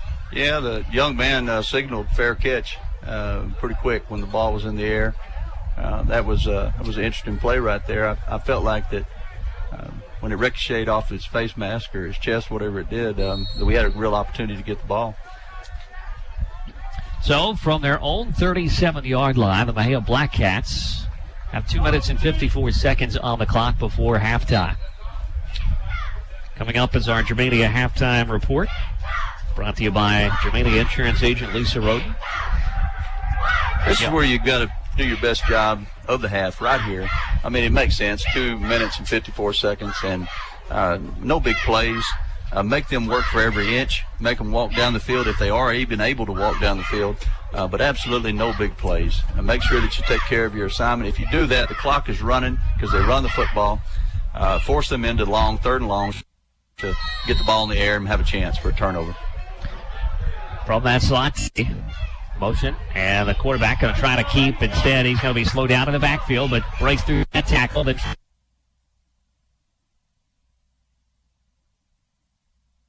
Back keeper there by Lamarion Miller. Well, that was a heck of a defensive play by everybody on the defense. There again, we took care of our assignment. There was nowhere to run. We had a little penetration there, but they bounced it out, and everybody ran the football. We had gang tackling on the sideline, and man, what a great job defense. Got to do that the rest of this half, but we cannot let our guard down and let someone slip past us that we're responsible for. Miller did pick up a yard, so 2nd and 9, and he is looking to throw here. Drops this one over the head of the defender. The ball comes out, though, and that is going to be incomplete. That was a nice, perfectly timed hit to jar that one out of the hands of the intended receiver, Jabrian Busby. Now, see, that's what I was talking about, Brett. What they'll do in this slot T, they'll just lull you to sleep. They really will. I mean, they'll just sing you a lullaby with this offense, and then all of a sudden you look up, quarterback has made a fake, he's dropped back, and everybody's like, oh my goodness, where's the running back? Where's the guy crossing the field? And he's behind you, and that's what happened right there. Fortunately, though, our defender was able to make some ground up and get his helmet kind of in between the ball. The guy did have it in his hands, but lost it, and so here we are living another play. 3rd down and 9, just inside of 2 minutes. As quarterback scrambling around, looking for running room, and he is upended after getting taken out at the knees. And he'll pick up just about a yard, maybe 2. Yeah, I think that was old Landon Green over there, 16, and everything broke down. And that quarterback's very athletic, and he sprinted to the outside, had some room, had a lot of grass over there on that side. Their receivers had run our defenders off, and if Landon come up and make that play, then he's potentially going to get that 1st down and, continue this drive. But as it stands, it looks like it's 4th down, and they got some decisions to make over there. Yeoman decided to take a timeout after the play. 1:56 on the clock. Here are the Barrel Bump Smokers second quarter. Again, that's Barrel Bump Smokers. Call 979-220-6147. You can also visit them on Facebook. They do some Great work over there. Immaculate painting jobs. Just anything you can think of or dream of. Barrel Bombs can do that for all your smoking needs. And I'm talking about anybody that's interested in barbecue. He said from my conversations with Blake Hairston is, look, the goal is to make it as easy as possible on you. It's like a no fuss cook deal, and so that's impressive. That's what you want.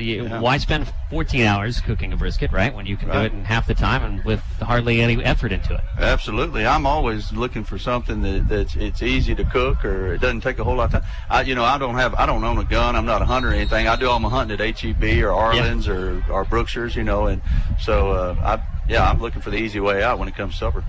Well, Maya looking to punt. It's going to be a high snap again. The Yoma give chase to the punter, but they're going to get the punt off, and that's going to take a Mejia bounce. That's inside the 30 to just about the 25-yard line. That's where they will down that. And so Yeoman will have a minute 48 to work with. Let's take a 30-second timeout. We'll be back in just a moment. Yeoman leading 14-3. We're back in 30. When you've been doing something with satisfied customers since 1984, you've been doing something right. I'm Jason Bonalek, and that's the story of Edco Development, providing quality new construction, remodeling, and roofing with complete customer satisfaction. We have the knowledge and experience to get the job done right the first time, and are a proud member of the Better Business Bureau. Start your building project by calling Edco Development at 254-697-2186. That's 254-697-2186.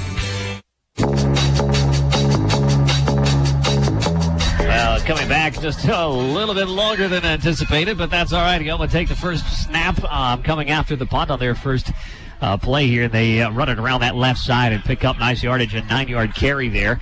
And it'll be a 2nd down and 1 for the offense here. They started at their own 25-yard line after that punt. And now Zeinert will be joined in the backfield by Keyshawn Johnson. I think the point here is to protect the football. It's important to protect it. Twin receivers team side. Zeinert's going to let it fly. He's got a man wide open, streaking across the 40-yard line, the 30, the 20, the 10, easily coasting into the end zone. Touchdown, Yeoman. Or don't do anything like I said, and don't protect the football and just let it rip tater chip again to old Zakorian down the middle and let that speedster just burn his way all the way to the end zone. How about that? And that's one of the things that we know that we have. You always want to try to do the things that you know you can do well. And we know that we've got folks on the outside that can get deep and get behind you. And so what we really need to have to do the rest of this season is get them the football and let the playmakers make plays. A 75-yard drive. The Yeoman now trying for the Cryer collision extra point. The hold is down, and the kick is up and is good. And that is another Yo touchdown. That's 3 drives in a row. The Yeomen have punched it into the end zone. They lead it 21-3 here in the Barrel Bomb Smokers second quarter. 1:04 on the clock.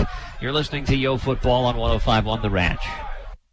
Heating and air conditioning. We all expect it to work. When it doesn't, don't call any heating and AC company. Call Temple Heat and Air, your full-service AC and heating company. 254-771-1012. Locally owned and operated since 2001, you'll see the difference in their personalized, safe, and friendly service.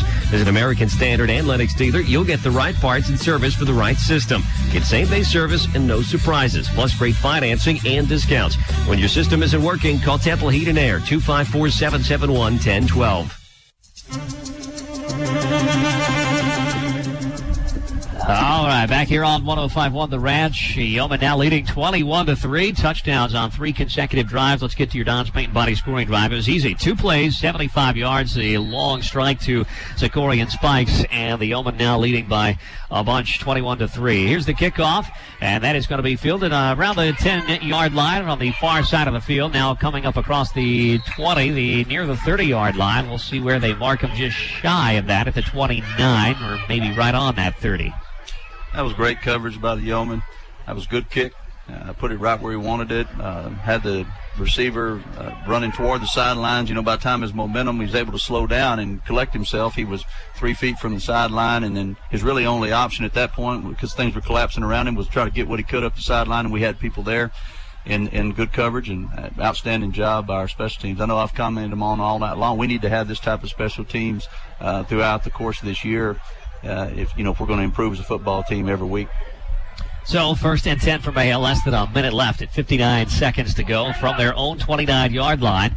as they will hand it off up the middle. Just looking to run some time off the clock and head into halftime. That is going to be about a half yard, maybe a yard gain on first down for the Black Cats.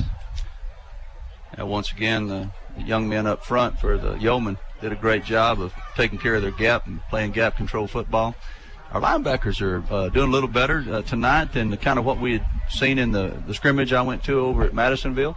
I think Coach Balch and Coach Bashir and those guys have really, drilled that into their head, what they're expected to do, what their job is, and they're playing a whole lot better. They're not taking as many chances, and they're reading their keys and making plays. Second down and 9. And quarterback trying to keep this around that left side, around the sideline, and he is going to be shoved out of bounds after a nice little gain, picking up, looks like about 5-6 yards there. He made some yards. It'd been nice if we could have grabbed him and thrown him back inbounds and not let the clock keep running or whatever. But hey, get him down right here. We got less than 10 seconds. Yeah, it's running down. Now. Yeah. And that will probably be the final play of the Barrel Bump Smokers' second quarter. That is the final play of our first half. The Yeomen are out on top, 21-3 over the Mexia Black Cats here in Mexia. That means it's time to start our Germania halftime report. You're listening to Yo Football here on 105.1 The Ranch.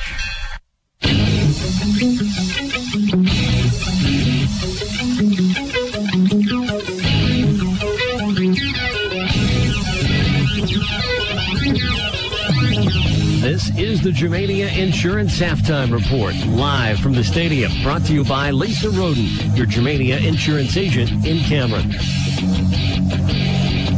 Hi, welcome into the Germania Halftime Report. As we start this halftime report, Kevin, this has been an interesting first half. It looked like really the first quarter or so, and maybe even most of the first quarter, I would say.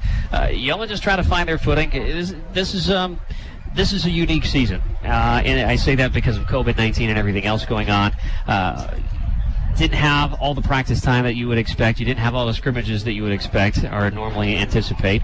And it looked like a team who was out there playing really their first game of the year without having a lot of time under their belt together. Right. One of the biggest things I think for our football team is, and all of it, there's been tremendous impact, for time away from the field, but we didn't get to have an opportunity to have a spring. And much of what you do with a very young team like this is try to teach them as much as you possibly can in the spring. And I know our coaches were concerned because we didn't have that time with them. And so we've had to really make up some ground in 2-a-days and at the beginning of the year. And then that scrimmage that we were able to do, that was important as well. I think we got a lot of good film and we're able to find some things out about some kids. And so, you're right. COVID-19 and what it did in the spring and really canceling the opportunity for these kids to work in spring ball. People don't realize how important that is. And especially if you're going to have 6 sophomores on defense potentially. Now they have had competitions and as I understand it from the coaches, to see who's going to be in these positions. Those kids have won those spots, and nobody's anointed anything in football, and you know that. And so I think what we saw so far tonight in the first half, Brent, is kind of what I was wanting to see. I knew we were going to probably do pretty good defensively. Mm-hmm. I was concerned about us a little bit offensively because of so many untested folks. But what I was able to see is a steady progression throughout that first half where we were getting a little bit better. We were executing a little better. We were doing a good job of flipping the field and executing our defensive plan, giving ourselves a chance and an opportunity on offense, and then finally we capitalized it. All right, I think what we're going to do is take a pause real quick for a chance to listen to the award-winning Yo High School Band, brought to you by Ideal Poultry.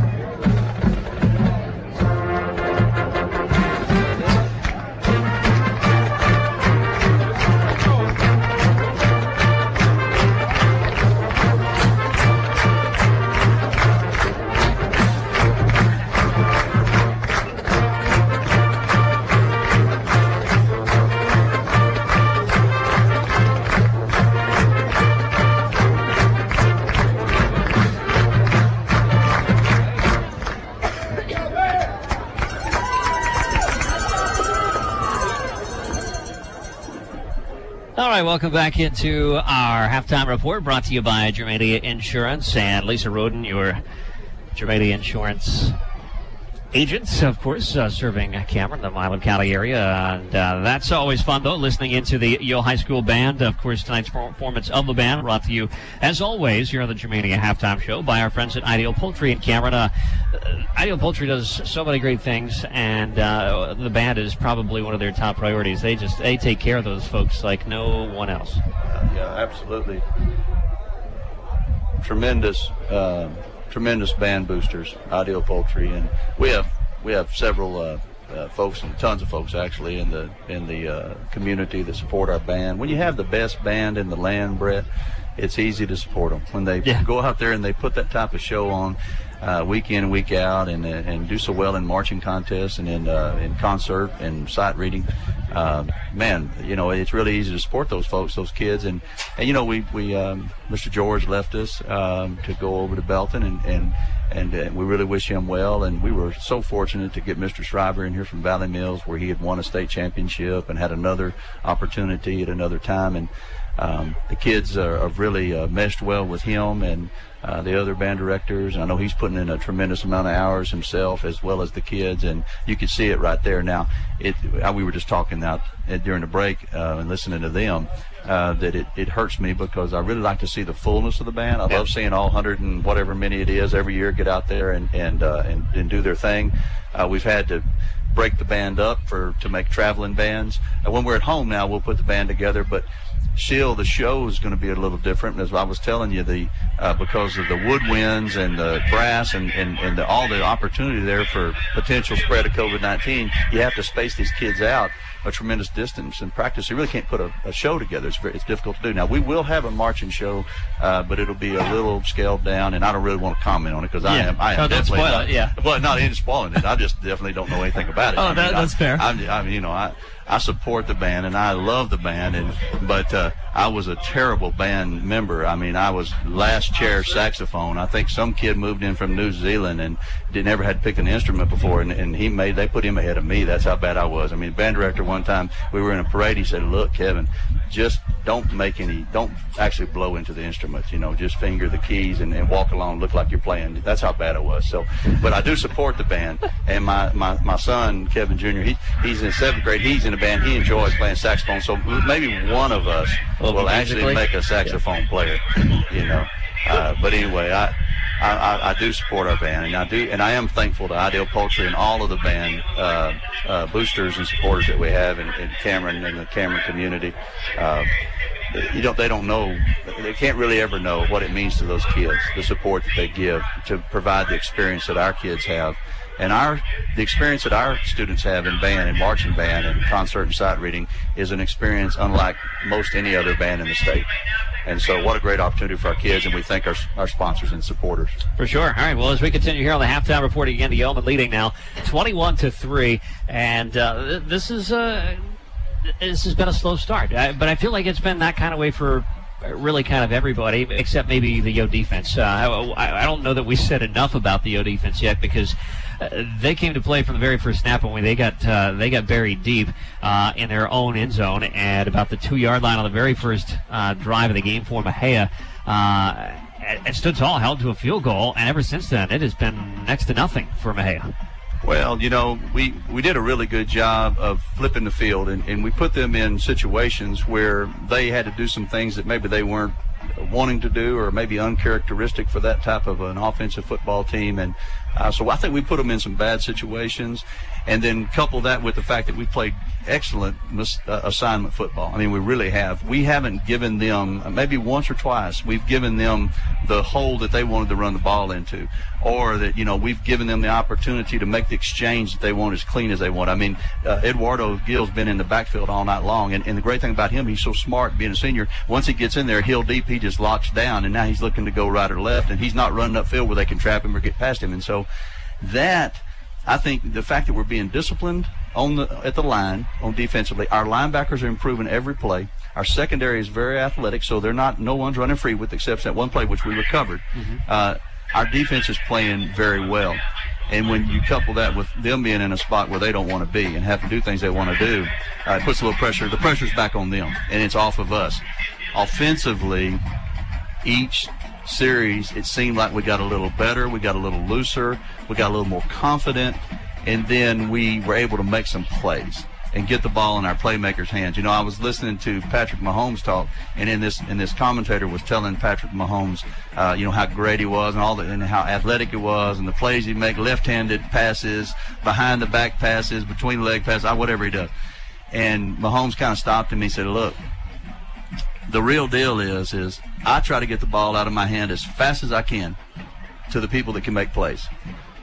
And this is an all-world quarterback, but he gets it. He understands that as soon as I can get the ball to a Zakorian, or as soon as I can get the ball to a Farrell, the better off we are as a team. As soon as I can get that ball, an excellent exchange to Keyshawn or whoever is running the ball back there, Fabian, as soon as I can get them the ball in a great position where our line doesn't have to block all night, where they can get a good fit, move their feet, and I'm bound. I'm into the next level. Or I'm catching the ball on the edge and make one move and go to the house. And so I think that's what we have to do. In this offense, that's what we're going to have to do. We're going to have to get the ball out of our hands to the playmakers as quick as possible so that we can get down the field, stretch the field, and it'll open up our running game. And you saw that a little bit, as we were going through there. Now, what we've got to do going into the halftime, coaches, we've got to emphasize, what we did well defensively, and hopefully we can find a few things to pick apart to try to improve there so we don't have any leakage or any big plays. We've got to eliminate any of that.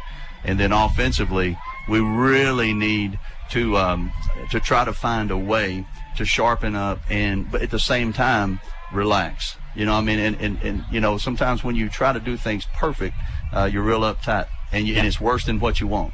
And so at the same time, you want to be sharp, but we've got to settle down, relax, and just play the game. We've been practicing it and playing it since we were in 7th grade, and some of them before that. Just go out and play the game, but do your job. And that's what I talked to them about this morning. Whoever's behind you, in front of you, beside you, you've got to trust that they're going to do their job. And I think we're seeing that on defense, and we're seeing some of that on offense. And offense is always slower, Brett. Yeah. Defense always, it comes to the party ready to play a little earlier, and offense is a little slower. But it can't be too slow because this is game one. Yeah. And there's not but 10 of them. So, there's no excuses, and we can't sit around and wait forever, and we're not. We saw a progression in the first half. Now let's see if we take the next step in the second half and start to develop what this offense is going to look like, what it's going to be. Defensively, they're out there. They're trying to make a statement. They're trying to create an identity defensively. Now we're far from it, but I think they're trying to create one. Offensively, we need to do that as well. And once we do that, our special teams look pretty good. They really do. I think they're well coached, and I think our kids are excited about being special teams players because they take it seriously, apparently, by the way we're playing. If you do all three of those, you have a chance. It doesn't matter. Sophomore, freshman, junior, senior, it doesn't matter. If you do all of that and you do it all well, you have a chance. And so I'm excited about the second half. And I'm excited because I think I saw Mr. Driska. He is.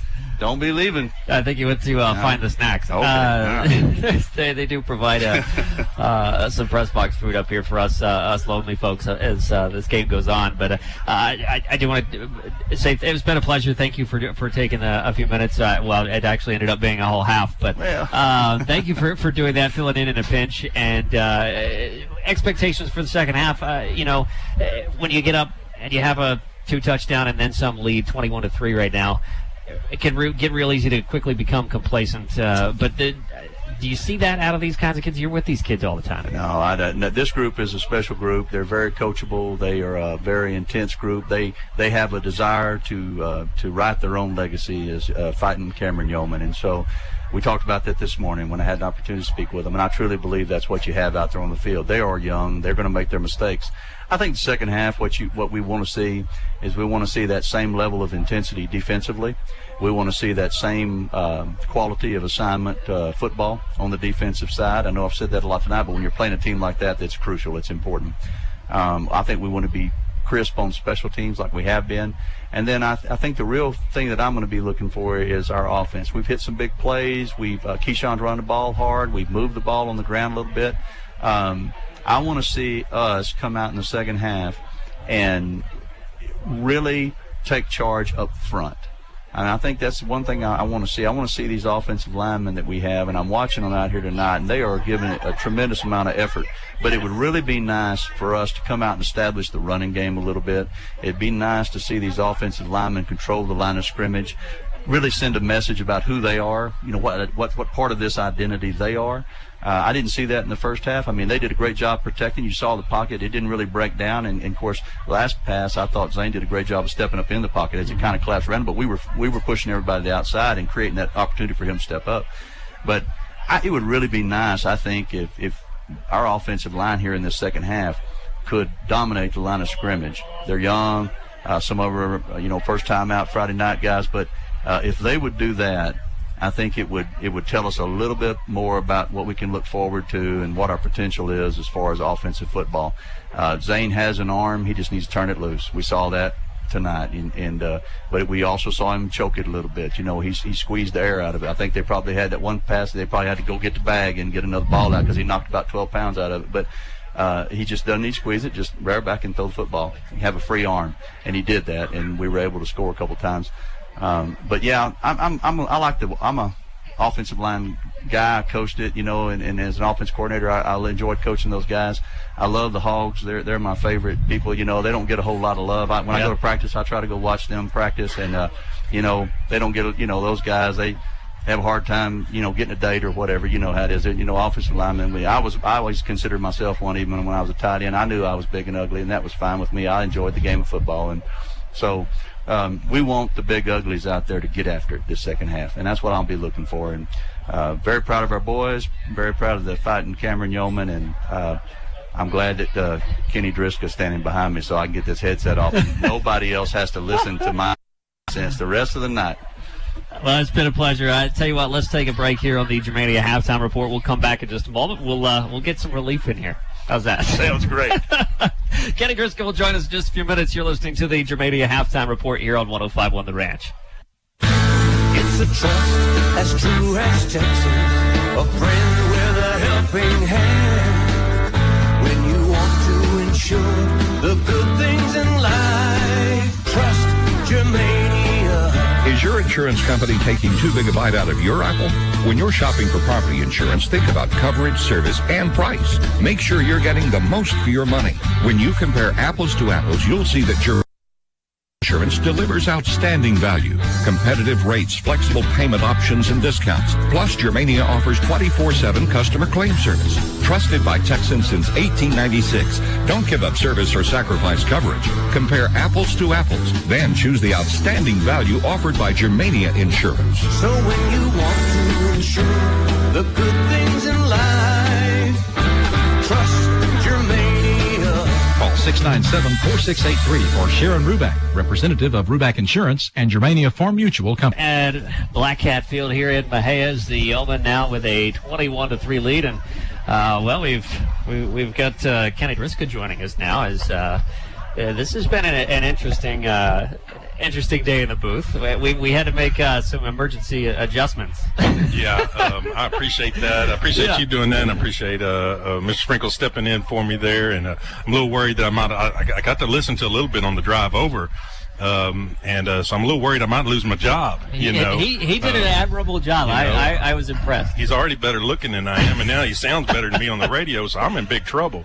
And he said he was a big ugly, and if he's better looking than I am, I must be really big and ugly. So. Welcome aboard. As we've got the full crew aboard now, and of course, 21-3. Yeoman will have the lead here as we start. We'll have the second half start here in about less than 10 minutes. Got about 7 or so on the clock, it looks like, before we get to the second half. And this has been an interesting game to watch. You and I talked. You and I had to record we knew you were going to be gone. Sure. And it's a fair excuse. I'll give it to you. Family is always first. It needs to come first. And so I had a chance to go watch your daughter play volleyball over in Lampasas, and then try to scramble your way back over here. And tough to do that, but.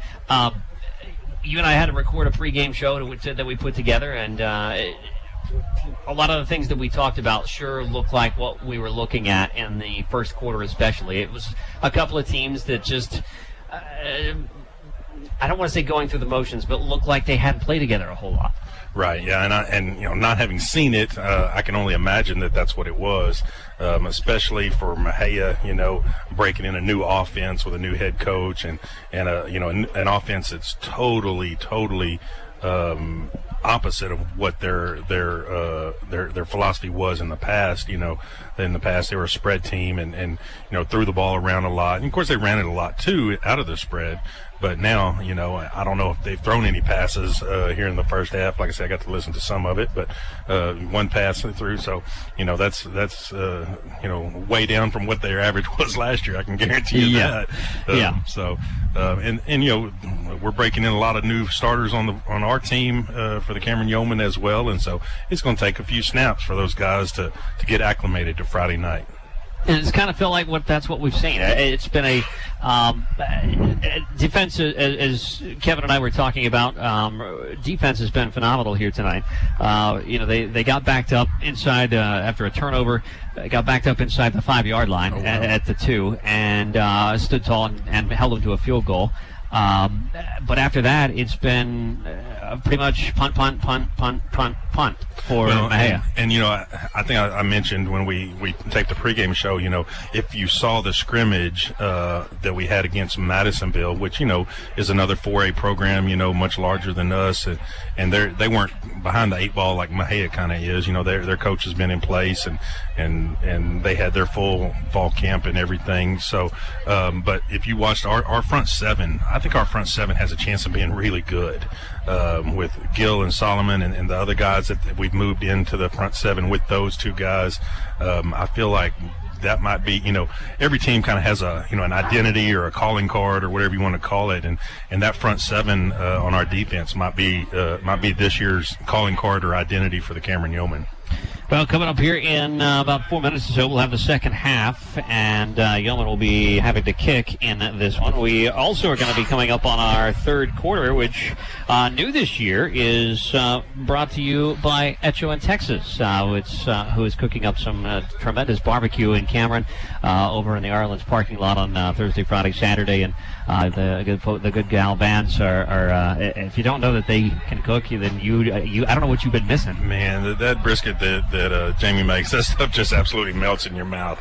I used to always tell my staff whenever I was a campus administrator every year, the first day of our meetings, that my motto was, when I eat, and when I play, and when I eat, I don't play. And so I like places like Echo in Texas, because those guys, man, they can cook it up good. All right, back to football for a moment here.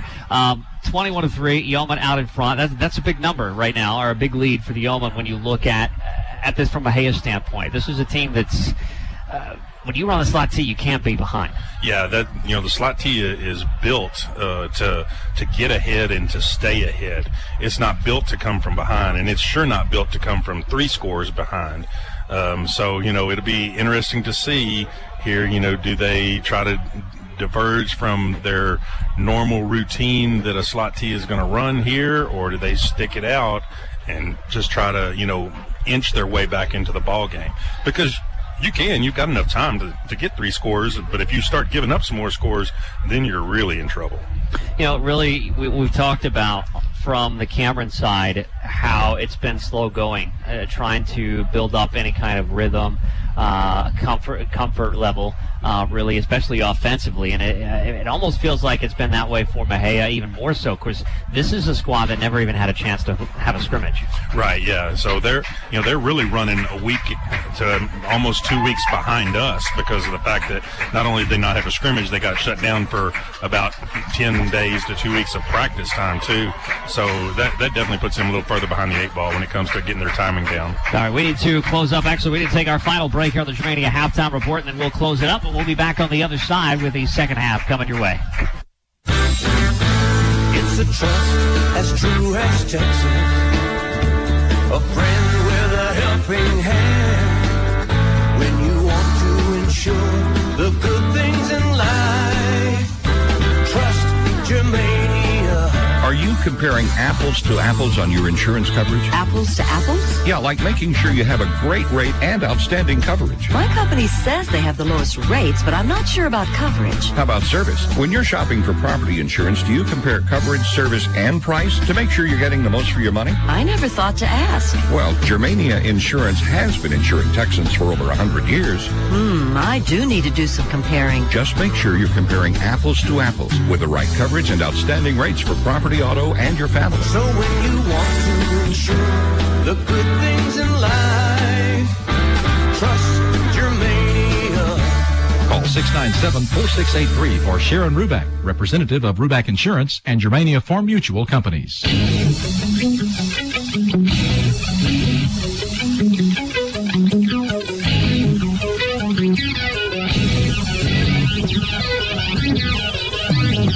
The Germania Insurance Halftime Report. Game nights on KMIL during Cameron Yo football. The second half of tonight's game is next. All right, welcome back here. The second half of this ball game. Yeoman leading now 21-3 as we are nearing the second half. And again, our third quarter coming up here is brought to you by Etcho, Texas, the new touchdown quarter sponsor. And according to the Galvans and Etcho, Texas, this game's winner, if the Yeoman will score a touchdown here in the third quarter, the winner will get a 3-meat plate. A 3-meat plate? A 3-meat plate. That's what it says. 3-meat plate. Right up my Yeah, alley. but you're not eligible. Oh, man, I'm sorry. golly. All right. So our first name drawn is going to be Gladys Mathis. Gladys Mathis from Cameron, Texas. So Gladys, if the Yeoman can score a touchdown here in the third quarter, we'll give you a 3-meat plate to Etcho in Texas. And of course, if the Yeoman do score, we'll draw another name for another 3-meat plate. Awesome. Maybe I can be in that second drawing there. I don't know. No, you're ineligible. I'm ineligible? Yeah, unfortunately. Golly. Used all my eligibility up, I guess. You did. It's okay, though. That's all right. They still take my money over there. Yes, they will. All right, so we got the second half kickoff coming up. This is brought to you by Little River Event Center. It's going to be a short kick. That'll be fielded at the 30-yard line, and they are going to find their way forward to about the 35-yard line. Make that the 36. Lost track of the ball for a second. Not a bad job there by the Yeoman on the coverage team. You know, if we could maybe get the ball up in the air a little bit higher, we might be able to pin them back a little bit further there. So it'll be a 1st and 10 for the Black Cats. 11:52 on the clock here in the Etcho, Texas third quarter. It's our touchdown quarter, but Yeoman, of course, had lost the toss and ended up receiving to kick this game off and having to kick off here in the second quarter, or in the second half, rather. So Mexia with good field position from their own 36-yard line. The first play is going to be a handoff up the middle, and that will end up with about a 4-yard gain to the 40-yard line. Which that's exactly what, their offense is built to do right there. 4 yards in a cloud of dust. And these days, 4 yards in a cloud of rubber BBs. Yeah, because they've, of course, the stadium is an interesting story because the Yeoman didn't get to play here that first time. Yes, that's exactly right, yeah. Had to go find a place to play. Yes. It's going to be a 2nd down and 6 for Mexia. Black Cats trailing 21-3. Got another handoff. This one up the middle, and he's going to pound his way forward for a couple of yards. That'll bring up 3rd down for the Black Cats. Coming up on 11 minutes to go. Kind of a little lead ISO over the left side of the line of scrimmage there. So this will be interesting to see. We saw one pass in the first half for the Black Cats, and it was an incomplete. That was nearly a completed pass. It reached the hands of the receiver, but a timely hit by the defender. A Cameron defender knocked that loose, and so an incomplete pass it was. But that's the only pass we've seen. They do have single receivers to each side. They're going to hand this ball off up the middle, though, and he should have enough for a 1st down, picking up about 4 yards on the carry and getting across the 46-yard line. Pretty much a straight dive, straight ahead right there. I think Gil just kind of guessed wrong on the direction of the dive. So a 1st down for the Black Cats with 10.5 minutes left. Yeoman on top 21-3 here in the second half of this game. From the 47-yard line up Mexia. Black Cats come to the line. They're going to pitch around the right side. Man tries to stutter step around that right side, and he's going to pick up about 5 yards on the carry. Just a old school toss sweep really right there, and outside contained did an excellent job of turning it back to the inside, and so there's a whole host of Yeoman in on the tackle there. So this is where the Yeoman coming out with a big lead against a opponent that's running an offense not meant to come from behind. You got to avoid any sort of letdown right here, and you got to clamp down. Here's a second down play. That is going to be brought down in the backfield, and a huge blow up there. That'll be a huge loss of yards back to the 47-yard line of the original line of scrimmage. Yeah, Eduardo Gil just absolutely whipped the guy up front right there and just shot the gap. Almost could have taken the handoff there. Big number 5, Gerald Wiley on the carry, and that is the player to watch when it comes to the Mexia Black Cats. He is a standout back there. You know, Brett, coming in late and not seeing any of the first half, I tell you, I am impressed with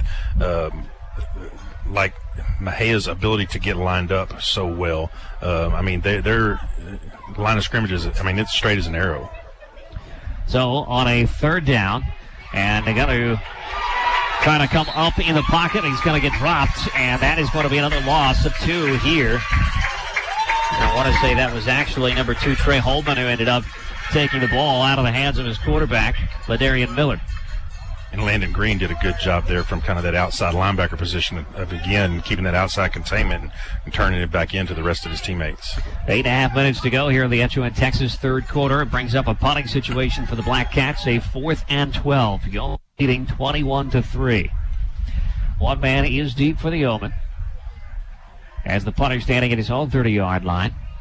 Hemphill's been doing the returning, and that is a high looping snap to the punter. That is going to be a short kick. That'll take a bounce near the 30-yard line, and it's going to take a bounce out of bounds at about the 28. I tell you, that's one of those plays right there where, not having film on them really kind of hurts us a little bit, because looking at that snap is such a high arching snap that Coach Monger would have a punt block on if he hadn't seen that in a scrimmage video. So with 8:08 on the clock, Yeoman leading 21-3. The first drive of the second half of the offense. St. Ziner. It's a little slow to start, but really took fire in that second quarter. 3 touchdowns by the offense on consecutive drives. Ziner going to keep this one here after faking a pitch, and he's going to pick up nice yardage, rumbling around as he picks up nearly 10. In fact, he does get 10, and that's a Centex Auto first down. Yeah, I think Zane is going to be a really lethal weapon for us this year, running the ball. Braden was a great quarterback for us the last 2 years, did an outstanding job of running the offense, but Zane is just a little bit better athlete and a little quicker than Braden was, and a little bigger than he was, too. Yeah, a lot taller. 6'3", I think he was. Yeah, that's what I would say. Ziner is going to do a fake handoff and then hand off on an end around, and looking for some running room is Jaden Sanchez, and he will pick up nice yardage around that left side on the confusing play for the defense of Mejia's. They were chasing somebody that didn't even have the ball, as it was a handoff, a fake to the tailback, who drew several Mexia defenders, and then Jaden Sanchez ends up with a football. Yeah, it's basically a counter tray type play there, where you bring that short slot receiver all the way around for an outside handoff on the kind of nice counter play there. Second down and 4 after the 6-yard gain. This will be a handoff after a high snap, and he will be slung down after a 2-yard gain. It'll be a 3rd and 2. Clock inside 7:45. Yeah, it kind of affects your timing a little bit there. Fabian kind of got the ball a little bit late because Zane had to jump for the snap on that one there. Inside 7.5 minutes here in the HUN Texas third quarter. Yeoman leading 21-3, facing a 3rd and short. It's 3rd and 3 as the Yeoman from the shotgun with an up back in front. One tailback, 2 receivers to the right side, 1 to the left. A high snap again. They're going to hand it to Johnson. Keyshawn tries to spin out of the first tackle, but he will go down right at the line of scrimmage. And brings up 4th and short for the offense just shy of midfield. Yeah, number 5, Gerald Willie, the Mexia Black Cat linebacker, did a really good job of fighting off his block and getting into the backfield and keeping Keyshawn from able to get the first down there. So on 4th down, see what the Yeoman elect to do. Ziner now backing up into a punting formation. Now going back to his normal quarterback spot. referee holding up the play because we substituted, so they have to have an opportunity to substitute as well. And Ziner will back up. It will be a punt. And he's going to get this one away. That is a high punt. That is a nice one. That's going to take a bounce at about the 10. The Yeomen are down there to find it, and they will down it inside the 10-yard line at the 6. Outstanding punt there by Zane Ziner. That's a nice weapon to have whenever your quarterback can also be your punter there. So, teams, they struggle to get lined up. They a lot of times they won't put anybody back, and that's what Mexia didn't put anybody back there because they weren't convinced that we were really going to punt the ball. Well, for whatever reason, Cameron for the last number of years has found a weapon in that formation, in that the quarterback has been the punter, and you line up as though you're going to run a play and then take a quick couple of steps back so that you can punt. Yeah, I know we started that way back when Coach Rhodes was here, obviously. I know we did it when Jason Capriva was the quarterback. I'm not sure. We may have done that, I think, when Jack was the quarterback, too, because I know Jack was an outstanding punter. From their own 6-yard line, it's going to be a run play here on first down, and just moving the pile. That is going to end up as a fairly nice run by Mexia here. Yeah, that kind of slipped a little hole in the middle there, and Solomon got a hold of him, but the running back's a stout kid, and he kind of wouldn't just go down. He kept his feet and kept them churning. I believe that was Wiley on the carry. That's number 5. He's the lethal weapon for Mexia, but one man is down for the Yeomen. Number 34, Colton Barbo. That is Colton Barbo. Getting attended to by Doc out there. Yeah, we're going to take a 30-second timeout. It looks like it may be just a cramp, so we're back in 30 seconds. You're listening to Yo Football on 105 on the Ranch. Denio's Furniture, Flooring, and Fireplaces offers the best selection on name-brand furniture like Lazy Boy recliners, sofas and love seats, Simmons mattresses, Mohawk and Shaw flooring, and Fireplace Extraordinaire fireplaces. If you haven't been to Denio's lately, visit their showroom on Highway 77, 1 mile north of Cameron. New inventory arriving daily. Denio's, your best choice for furniture and flooring in Milam County. Denio's Furniture, Flooring, and Fireplaces. Proud to support Yeoman Athletics, a winning tradition. Back here in the Metro Texas third quarter. Yeoman out in front 21-3. So 6:13 on the clock as Mexia will face a second down and 4. Coming out of a injury timeout as Barbo leaves the field here. Yeoman leading 21-3, 6:13 on the clock. And now Black Cats will come to the line here. Quarterback, a handoff up the middle, and he will come a couple or 3 yards up as Gerald Wiley on the carry picks up enough yards for a first down. That will move them up. Another first down for the Black Cats here. That's the ball at the 17-yard line. I think that's good enough. So getting some stats here. What you got here? Yeah, it looks like Yeoman lead on first downs with 9 to Mexia's 1. And then rushing yards, Yeoman 12 rushes for 54 yards. Mexia 15 rushes for 26 yards. And a big run here. Yeah, he may have just doubled that right there. And then Mexia, of course, the 0 for 1 passing, no completions, no yards. And Zane Ziner 8 for 11 passing with 1 interception and 202 yards in the first half. That's some halftime stats for you, brought to you by A&R Cattle Company of Burlington, and I got to thank Bertie for filling in. We've got all kinds of substitutes here today. It's week 1. Yeah, hopefully everything will be back to normal next week. Josh Pratt is going to take over this year doing our stats, but unfortunately he got quarantined and was not going to be able to make the first game. He's not cleared until September 1st, so couldn't come to the game. So he's like, hey, just go ask Bertie. I said, okay, I can do that. So thanks to Bertie for keeping numbers for us. I'm doing some numbers. I've got like a million things going on over here, I feel like, but we're making it work. We're working out the kinks here. It's the first week, right? That's exactly right. Hey, just like the players and the coaches, the same for us up here in the broadcast booth. By the way, on that big carry for Mexia, Trey Jones was the man, and he rumbled for a good long ways. Ball is going to be at the 42-yard line after about a 30-plus yard run, and that is probably the longest rush by Mexia. In fact, that's more rushing yards on that one play than they had in the entire first half. Yeah, obviously, again, I didn't see the first half, but old boy just kept his feet a-churning right there, and we could not get him on the ground. That's the kind of stuff that you want to build that offense that they're running on.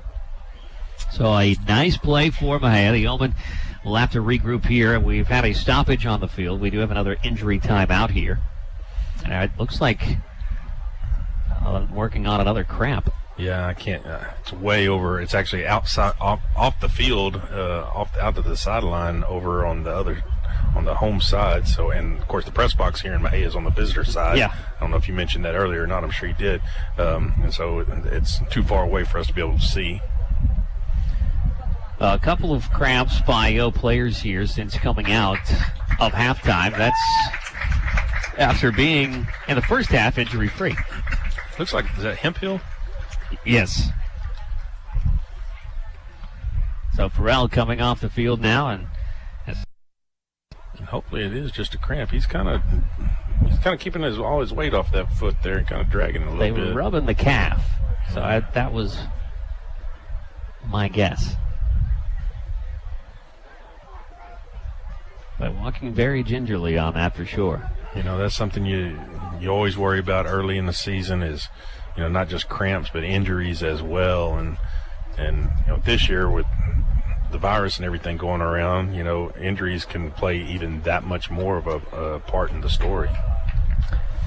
So as he makes his way off the field, Yeoman leading 21-3. There's 5:29 on the clock here in the Etcho and Texas third quarter. And we did draw a name for a chance at a 3-meat plate. By the way, I'm glad that you're the one that says the sponsor's name because I can't say it. I can just eat it. That's right.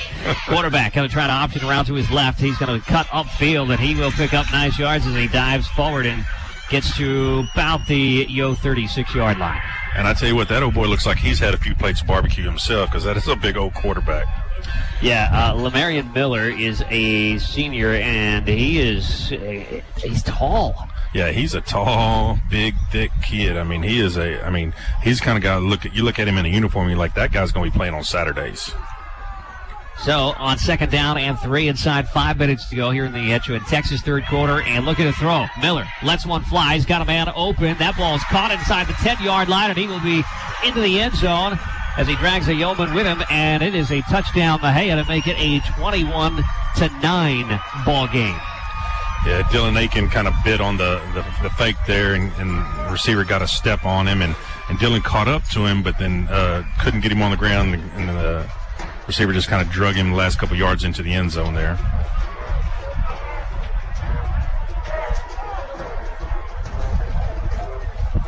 So a huge drive for Mexia, and they appear to be lining up for 2 here. They are lining up for 2. Under center is the quarterback, Miller. And he is just going to try to option around the right side, but he's finding no running room, and he will be drugged down by a host of defenders, and the 2-point conversion is no good. The Yeomen lead it 21-9, our score. 4:41 on the clock. You're listening to Yo Football on 105 on the Ranch. Here's some common sense financial tips from Main Street. Live within your means. Save a percentage of your income. Build your credit. Use it wisely. Become very good at what you do. Do it a lot. These are the common sense financial basics. These apply to the individual, family, business, city, state, and nation alike. Citizens National Bank, member FDIC, rated one of the nation's strongest banks.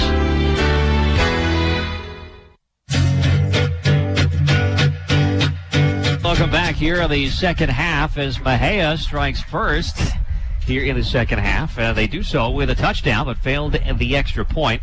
And so 21-9 is the score. Yeomen are out in front, 4:41 on the clock as they get set to receive.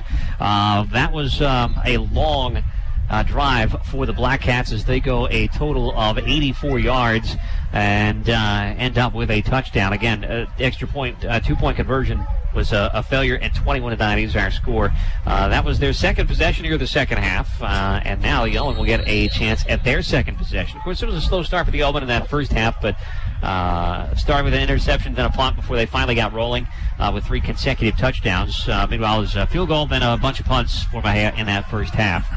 And that's kind of exactly what Mexia, teams with that run that offense that Mexia want to do is, keep your offense off the field. Here it is, we got 4 minutes and 41 seconds left in the third quarter, and we've only possessed the ball once in the entire third quarter for, maybe 4 or 5 plays, something like that. I think we got a first down or 2. But that's what they do is they keep the ball away from you. We got a delay of game against Mexia on a kickoff. They have some trouble getting their kickoff team out there and getting them lined up.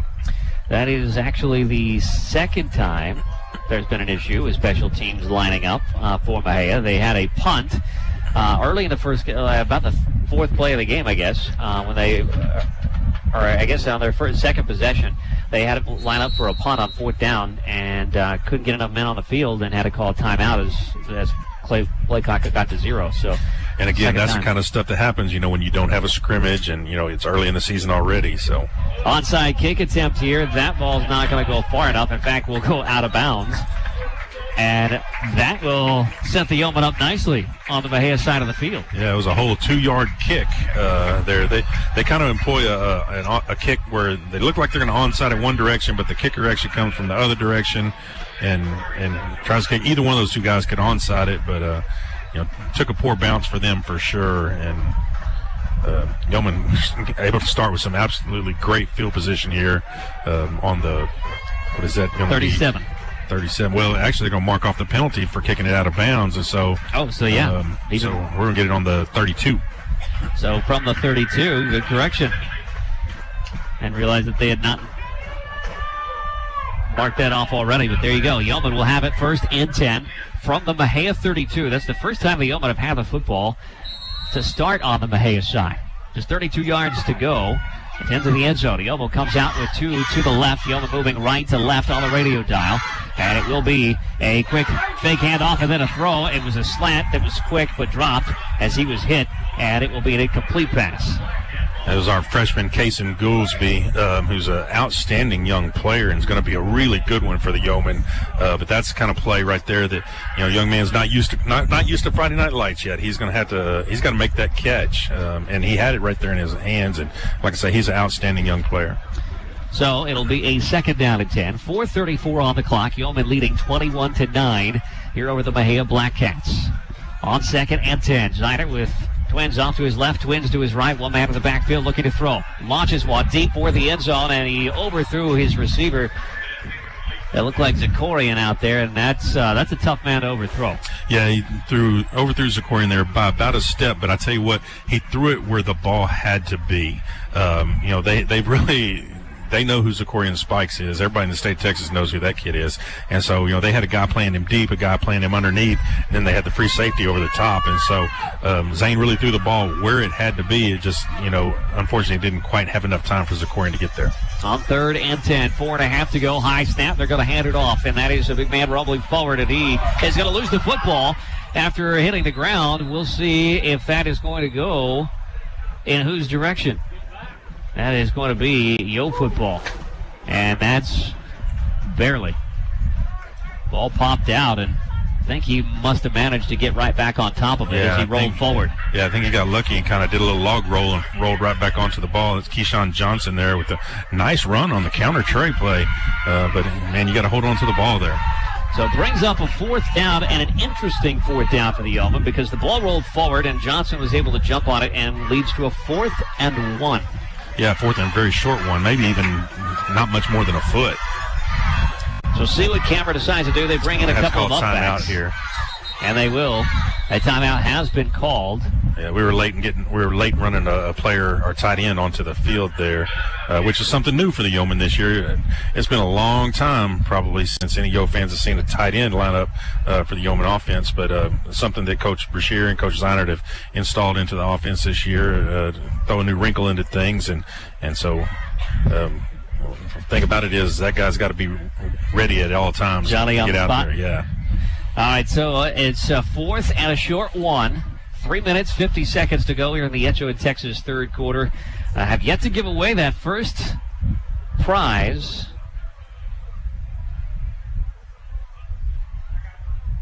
Here for a 3-meat plate from the folks at Etcho in Texas. Again, our person was Gladys Mathis. That is our contestant. If the Yeoman can score, it'll be a 3-meat plate for Gladys Mathis. Meanwhile, the Yeoman lining up on a 4th and 1. 4th and short from the Mexia side of the field, from the 23-yard line. From the shotgun, another high snap. They're going to hand it off to Johnson, and he is going to power forward. He's got enough for a first down. And that is a Centex Auto first down. Just a zone play over the right-hand side. The offensive line on the right-hand side did a great job of just kind of collapsing the Black Cat defense down, and Johnson's a big, strong, powerful back, and put his nose down and got the yards we needed to pick up the first down there. And it looks like we're going to be pausing for an injury timeout. A Mexia player is on the field this time, so let's step away for 30 seconds. We're back in a moment. Discover the many services that Standards Home Health can provide for you or a loved one in need of in-home health care, like skilled nursing care, home health aides, cardiac recovery, pulmonary recovery, physical therapy, speech therapy, and occupational therapy services. And for those difficult times, they provide compassionate hospice care. Standards Home Health, raising the standards for in-home health care in the state of Texas. Call today for a free in-home consultation, 1-888-671-7007.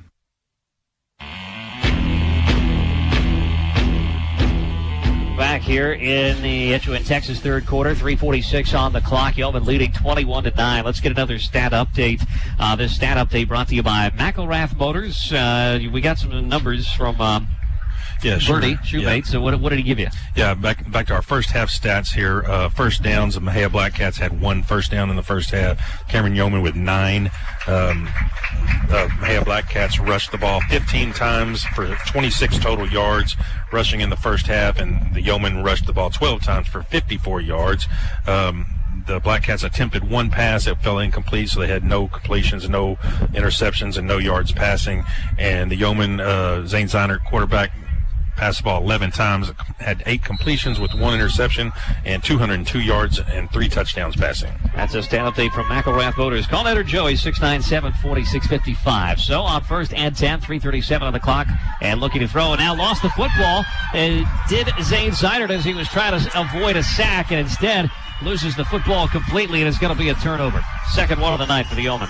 I tell you really have to admire Mexia here, being down 21-3 with us getting a couple late scores there in that first half, coming back and tightening this ball game up to 21-9, and then stiffening up down in the red zone there and creating the fumble for the turnover to keep us out of the end zone again.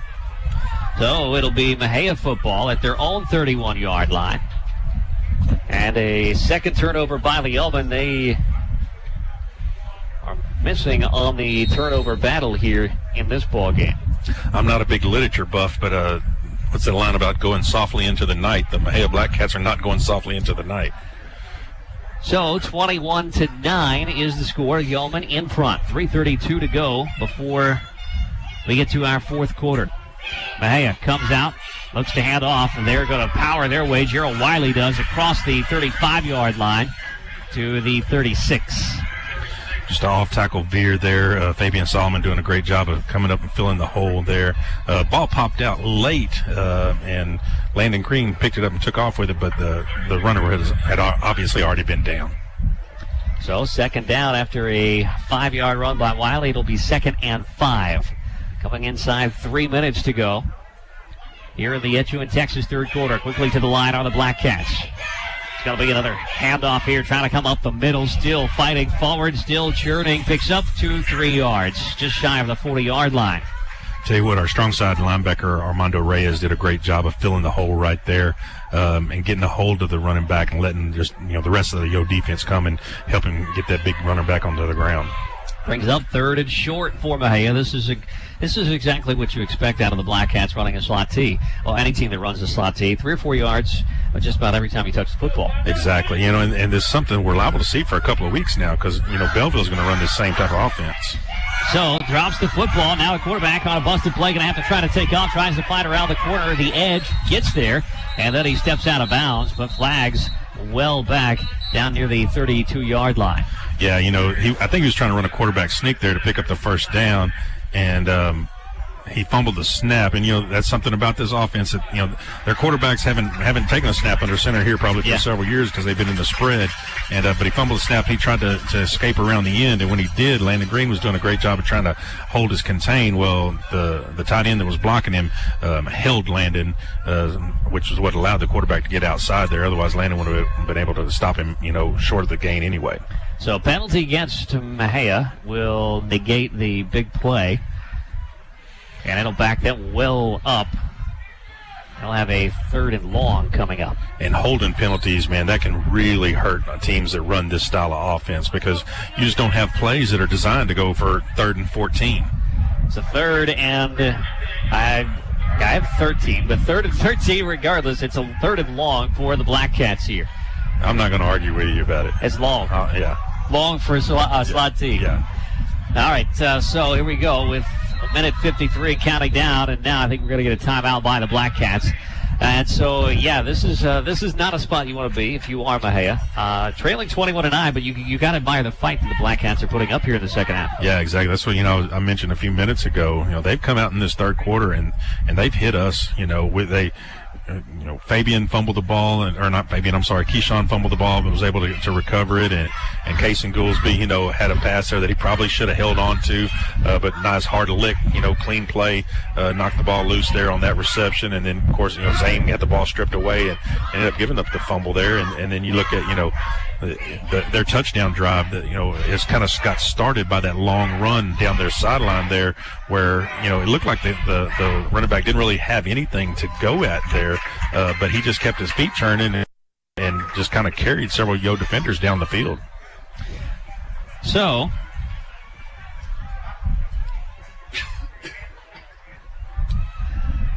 as we look at this, it's going to be a 3rd and 13 for Mexia. Ball's at their own 28-yard line. Clock reading 1:49. And the quarterback is going to be sacked. Never had a chance on that one. He was chased as soon as he took the football. And I was going to say, it's plays like that where your secondary has to be really disciplined and not peek into that backfield and watch that, the backfield action that they're trying to draw your eyes to so those receivers can, those tight ends and slot receivers can leak out behind you like what happened to us earlier. And really, our defensive front did such a great job there that our secondary didn't have anything to worry about. So Lamarion Miller was sacked. Brings up a 4th and about a mile, 4th and 21 for the Black Cats who line up to punt. Just about a minute left here in the Etowah, Texas third quarter. The Yeomen nearly got this. In fact, I think they got a piece of it. That'll be a short punt inside the Mexia 40-yard line. The Yeomen finally came after one and got a piece of it. Yeah, Coach Mogry just kind of got a couple of the inside backers to kind of stun up the A-gaps there, and they picked up one of them, and the other one was able to kind of get there, and the punter kind of had to sidestep and almost rugby style it, and it kind of just went end over end, straight kind of out of bounds. So it'll be at the Mexia 39-yard line, second consecutive drive. Yeomen have had the football in Mexia territory to start, and that's right where you want to be if you're on offense. Absolutely. We just have to do a better job of protecting the football than we've done so far here in the third quarter. 1:01 on the clock, left to go in the Etowah, Texas third quarter. It's going to be a twin receiver sent off to the right side and one alone to the left. And this time we've got movement, and this play will be stopped. Yeah, I think we had someone on the offensive line jump for the Yeomen there.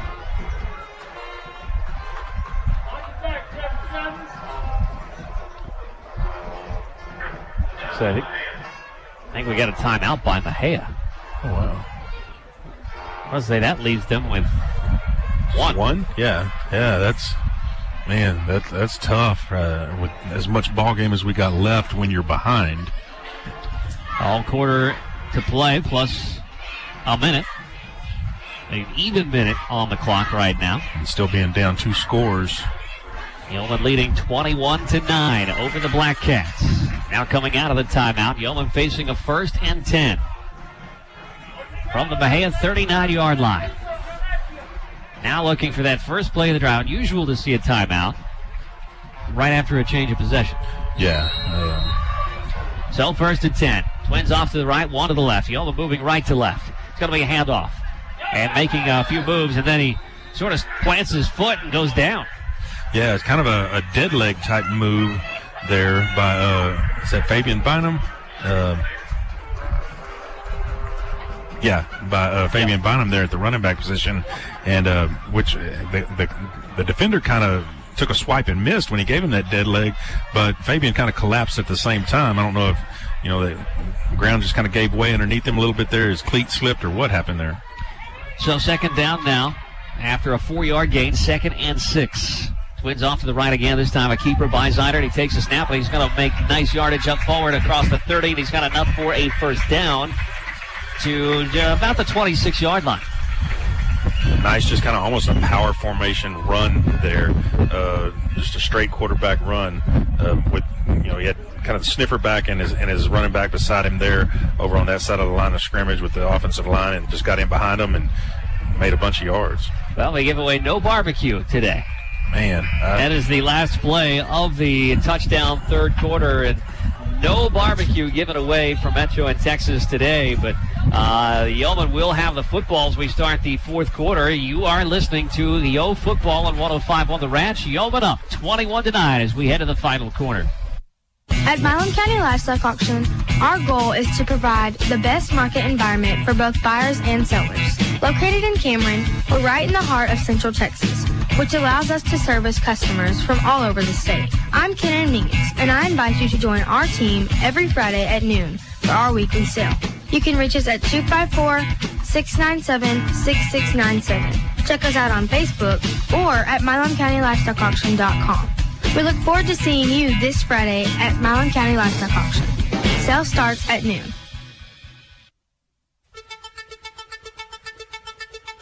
Back as we get ready to start our 4th quarter of action here in Mexia. The Yeoman on top 21-9 as we start this 4th quarter, which is brought to you by the Yo Athletic Booster Club, who supports the Cameron Yeoman both on and off the field. You can become a member and join the Booster Club. They meet on Monday nights, 7 p.m. over at the Yo High Fieldhouse, and always big backers of Yo football. They do amazing things. And actually right now those meetings are being held at the Cameron Country Club because of the restrictions that schools are under as far as social gatherings. Well, first play as we start the 4th quarter, and that is going to be a huge face mask because, he completely pulled him away and down and jerked him completely around. Yeah, Jason Sanchez just got totally clotheslined there. But, man, the thing was he actually kept his feet, it looked like. Now, they whistled him down, but he tried to continue his run there after that. Yeah, Jaden Sanchez made the catch, spun around, and he got whiplashed by a huge face mask call. That is going to help the Yeoman out immensely. Already close to the end zone. Now nearly half the distance to the goal, I'd say. That puts them in the Bling Box Boutique red zone. Ball sits at the 11-yard line of Mexia, 1st and 10. Twin receivers to each side for Zinert. Taking his time, now surveying, looking left. He's going to throw for the corner of the end zone, and his man falls down.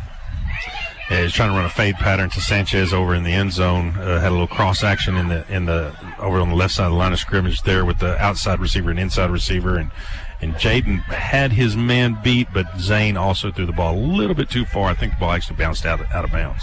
Yeah, I think it did, but poor Jaden after getting a face mask like that, and then he goes and falls down trying to make an extra effort at that throw by Zinert.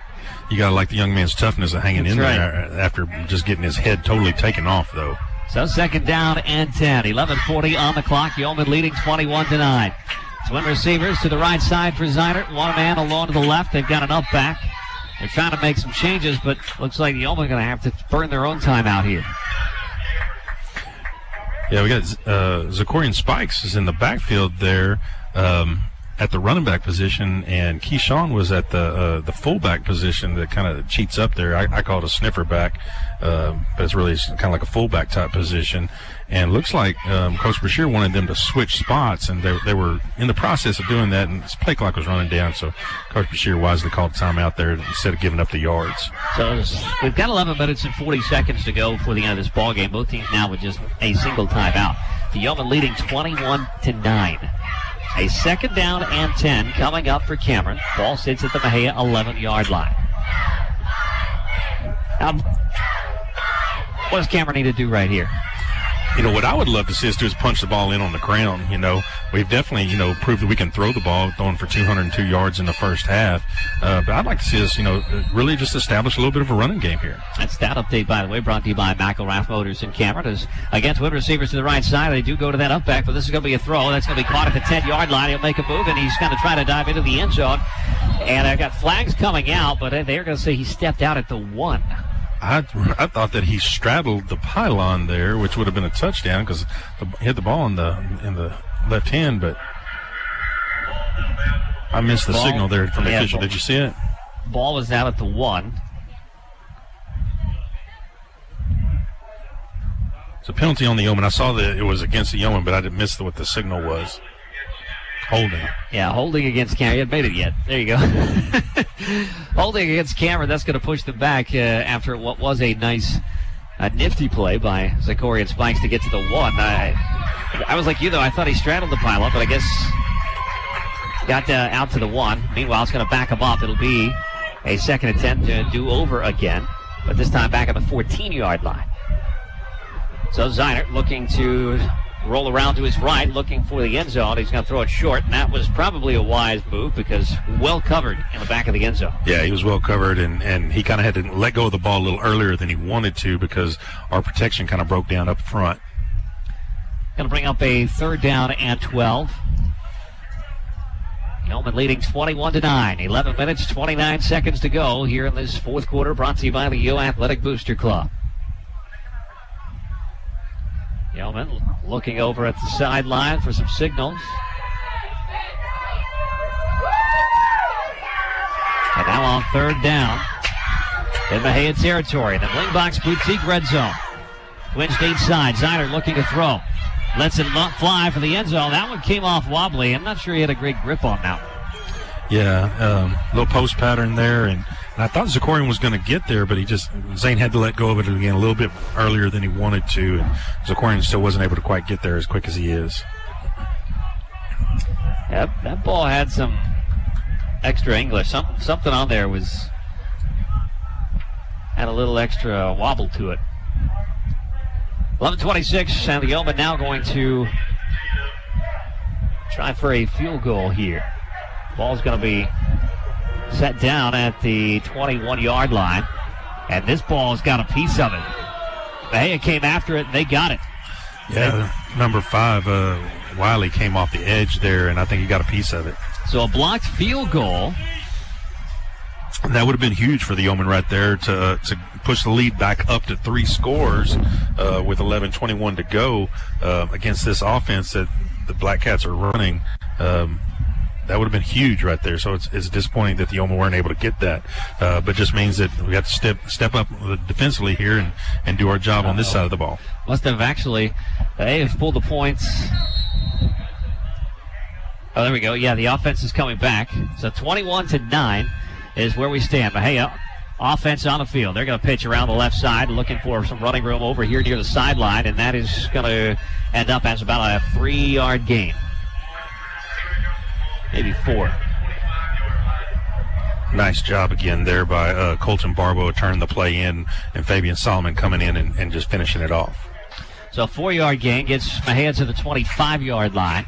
Just inside of 11 minutes to go in this ball game. Yeoman leading 21-9. 2nd and 6 here for the Black Cats. And in motion, they're going to pitch to the back man. And he is going to come around the right side. He's got lots of running room, breaks through it. He's got all day in front of him. The 50, the 40, the 30, the 20, and the 10. Touchdown, Mexia. And, that's the thing that these slot T offenses will do. They're going to, pound you, and then, you miss your assignment. I know I heard Mr. Sprinkles talking about it a little bit in the first half whenever I was listening in. You got to play assignment football, and we had guys, weren't in their gaps, didn't control their gaps on that play, and that's what can happen when you have a team with this kind of speed running that type of offense. So 21-15 is the new score. This time, Mexia looks like they're going to try for an extra point. Trying to sub out some players last second here. And they sent a player on. They're going to have to burn their last time out right here. On an extra point try. A timeout by Mexia. They are out of timeouts with 10.5 minutes still left in the ball game. They're really struggling with their special teams, getting their special teams on and off the field. And again, that's one of those things that, it's first ball game. You're going to get some of those things anyway. But whenever, they missed their scrimmage, didn't get to have their one scrimmage that you're allowed to have this year, and missed about 10 practices, I'm sure they had to, devote more time to their offense and defense that they would have normally devoted some of to special teams just to get ready for the ball game. And so those are the kind of mistakes you're going to see out of teams early on, especially this year, probably more than any other. Well, it's a 6-point game right now, 21-15. I do say that I think if I was going to kick the extra point there, like they look like they were lined up to do, I might would have just taken the 5-yard delay of game and kicked it from 5 yards further back. Well, let's see what they decide to do here. 10:35 on the clock with the extra point coming up after the long touchdown run by Mexia. Still lining up to kick. So lefty kicker, yeah. Getting ready to go. Here's the extra point, the snap and the hold, and the kick is up and is good. 21-16 is the new score. Kind of to my point a minute ago, too. The kid made the field goal, or the extra point, by about 20 or 30 yards. I think if I was a coach, I might have just said, all right, we're going to take the delay of game here, back us up 5 more yards, and we'll kick the extra point versus burning my last timeout right there in that situation. So 10:35 on the clock. Yeoman leading 21-16. That is our score. We'll be back in 30 seconds. Hi, I'm Jason Donald with Edco Development. At Edco Development, we want to help you plan for the future. If you have plans for a new office space, residential construction, or a total remodel, Edco Development is ready to give you a free estimate to help you make plans for that future project now. Edco Development provides complete commercial and residential construction and roofing. So give us a call first at 254-697-2186. 697-2186. Edco Development. Let's see what we can build together. Back here in our fourth quarter, brought to you by the Yo Athletic Booster Club. Yoma just gave up a touchdown and the extra point. It's now a 21-16 game. The lead is narrowed. Just 5 points separate the two teams with 10:35 to go in this ball game. Mexia to kick it off. The Black Cats will send it deep. That's a nice kick. That'll be fielded at about the 5-yard line. They'll fake the reverse now coming up the near sideline up across the 20. Breaks out of one tackle, the 25 to 30, and then finally caught from behind and brought down. That's a nice move by Zakorian Spikes. Yeah, there's no substitute for the type of speed that young man has right there.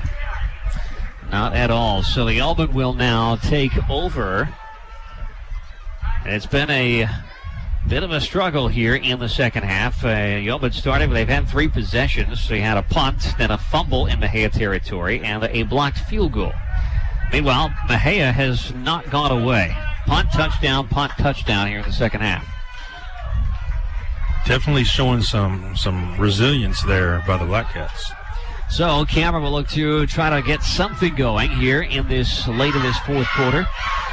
Twin receivers to the right side, a 2-back formation, and they will hand it off. And that is going to be a nice play by Zakorian Spikes, who's in the backfield. He stumbles, though, coming across the 45 and falls forward enough. Would have been enough for a first down, but we got flags down around the 40-yard line. It looked like the offensive line did an outstanding job of getting a push on the Mexia Black Cat defensive line right there. Opened up some huge gaps up the middle, but they called for the holding and bring it back. So a penalty against the Yeoman will push them back and negate a first down run by Zakorian Spikes.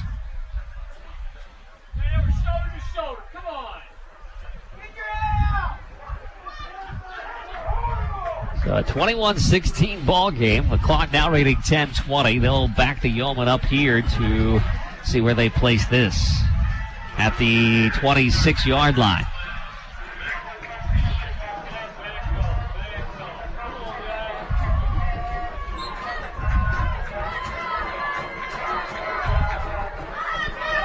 So it's going to be a first and 18 high snap to Zeidert. He's got nowhere to go with it. It'll be dropped for a loss at the 20-yard line. The Yeoman going the wrong direction. Yeah, you cannot, you can't run a play if you can't get a snap. And so that's definitely something we're going to have to work on right there. Because with our quarterback being 6'3", we shouldn't be snapping it over his head. I got some glasses for you right here. So second and about 2.5 miles. Second and Cameron. Yeah, that's about right. Luckily, the ball bounced straight back up into Zane's hands right there, but then he went down on it, just to try to cover the ball. And kind of holding his head like maybe I don't know if he got poked in the eye, kicked in the eye or something there. I'm not exactly sure what happened there. Second and 25 for the Yeoman here. Leading 21-16. Good news is the clock has been running. We're coming up on 9.5 minutes to go. Landon Green making his quarterbacking debut here for the varsity level. And a handoff it is up across the 20 to 25, and that's a nice little run to help the Yeoman dig out of a hole here. It brings up a third and still a mile. Yeah, that's a good, strong run there by Keyshawn Johnson. Kind of a power back type looking kid that made a nice power back type run right there. Reminiscent of some of the guys that we've had here over the last several years, with Nico Vargas and before him, Trayon Smith, big power backs that could churn up the yardage inside. So now a third down and 17. As the snap is now a throw. That's going to be a looping throw there. That one had some air underneath it, and nobody able to come underneath it. Ends up out of bounds. And an incomplete pass here will stop the clock with 8:53 and bring up a fourth down for the Yeoman here. Yeah, not really a situation where you want your sophomore quarterback to have to make his first throw, being for a third and long. You hope that kid that is getting his first snaps as a varsity quarterback has a chance to throw the ball whenever he wants to, not whenever he has to. And so under a little bit of pressure there, and the good thing is he threw it where if we didn't catch it, nobody was going to catch it. Well, it should mean we're going to see a new punter here. Zeidert had been doing the punting duties. Of course, he missed the last couple of plays. So a new punter's back there. There's a high snap over the head of the punter, and he is going to have to run with it, and he's got nowhere to go. It's going to be a turnover inside the 20-yard line to Mexia. Snap was a little high there. I think that might be Henry Hubnick that was back as the punter there. He was able to cover the ball and try to evade a tackler or two, but just wasn't able to do so. And that is going to give Mexia excellent field position inside the 20. Looks like at the 17-yard line. And we have ourselves a ball game here, Brett. That we do. 8:48 on the clock. Yeoman leading 21-16. Black Cats come out on a first down. And it's going to be a pitch. Tries to go up the middle with it, but nowhere to run that time, and he's got little to no gain. Yeah, just a little toss sweep over the right-hand side of the line of scrimmage. The Yo defense did a good job of filling their gaps and holding him to about a yard gain there, looks like. So a 2nd and 9 coming up. Clock at 8:20 and counting down here in the Yo Athletic Booster Club fourth quarter. Pitch was to Trey Holman, who is one of their littler backs on the team, but I think that's a young man that, if I'm not mistaken, busted off the long run for the touchdown earlier. Miller under center on a 2nd down and 9. And a pitch to the left side. Trying to cut back up the middle, and he's going to find no running room. Maybe lost the yard he gained, maybe right back to the original line of scrimmage. Again, good job on the defense in front there with Barbo and Solomon, the two inside linebackers, filling the gaps and just stuffing the play for no gain at all. It's going to bring up a huge third down and a critical moment in the ball game right now. Just up about 7.5 minutes left in this ball game. Yeoman only up by 5, 21-16. 3rd and 9 for Mexia on the Yo side of the football field from the Yo 16. Quarterback rolling to his right, going to try to keep it, looking for the edge. Still looking, and then he's going to be had his foot taken out from underneath him after about a 5-yard gain. And Landon Green did a really good job of containing the quarterback there and trying to make the tackle, but Landon's just a little sophomore, and that big quarterback kind of shucked him off. But luckily Landon was able to hold him up long enough that one of our guys from the secondary was able to still run the quarterback out of bounds. So 4th and 4 coming up for Mexia. This is yet another critical play. Defense has been stout for most of the night tonight. Yeoman leading 21-16, 7:15 on the clock. Miller takes a snap, and he is under pressure immediately and brought down. I'm telling you what, Brett, Eduardo Gill just blew the center up. He almost took the snap from the quarterback. You hear about guys, that almost take the handoff from the quarterback to the running back. Gill almost took the snap from the center to the quarterback. He was in the backfield so fast. Got some help from, looks like, number 36 and number 34. That is Colton Barbeau and Keyshawn Johnson who got the assist on that, but that play was all Eduardo Gill blown up from the beginning. Yeah, that was a major, major play right there. That may be the play of the ball game right there. So a turnover on downs by Mexia. The Yeomen have the football, and the offense has got to stay on the field for at least a few plays. Yeah, we definitely would love to see the Yeoman offense score, but, if we could turn out a couple of first downs would sure be nice. From their own 16-yard line, Zider checks back in at quarterback, going to hand this ball off. They'll get to the 20-yard line, a 4-yard gain. Kind of a zone read type play over the right side of the outside of the line of scrimmage there to Zachorian Spikes. I like the fact that we're moving Spikes around, using him in the backfield a little bit. As many touches as you can get a guy like that in a ball game is to your advantage, because anytime that kid touches the ball, he can take it all the way. So 2nd down and 5. Clock coming up on 6.5 to go in the ball game. Twin receivers off to the left side as Zider tried to hand it off and just slipping and falling in the backfield. Yeah, and it really was the exact same play, just to the other side of the field. And Keyshawn planted to make a cut right there, and I don't know if his cleats just slipped right out from underneath him or what happened there. Actually, I think that was 24. That was Dominic Rangel. Oh, what? Okay. That'll bring up a 3rd down and 7 for Cameron here. Under 6 minutes to go in the ball game. Yeoman leading 21-16 from their own 14-yard line. Twins off to the left in a 2-back set. Spikes will get the football, and he's going to dance around across the 20, and then he is going to get drilled. Yeah, Jared Wiley just went with the flow right there and made an outstanding play to keep Zachorian from picking up the first down. And the thing is if Zachorian would have got one more step and got that first down, he might have taken it all the way. It brings up 4th and short. The clock is ticking, coming up inside 5 minutes, 20 seconds. They'll have a chance to get down to about 5 minutes left in the ball game by the time this punt comes across. Milking as much clock as they possibly can. And here is the punt from Zider. That is a high one. That called for a fair catch at the 40-yard line. And so a nice punt will give Mexia the football at their own 40. But Mexia has climbed back into this ball game here in the second half. Yeah, they've pretty much dominated the second half for the most part. But again, another opportunity for the Yo defense right here to step up and just secure the win for Cameron. Well, exactly 5 minutes left in this ball game. Yeoman leading by 5, 21-16 the score. Mexia is out of timeouts. Cameron has one from their own 40-yard line. It's a pitch back. Finds some running room up the middle. He's got about 3 yards on the carry. Yeoman, again, doing a really good job, like Mr. Sprinkles mentioned in the first half, about playing their gap, sticking to their assignment right there, not really giving the runner anywhere to go. He wanted to go outside. Was forced to cut the play back in.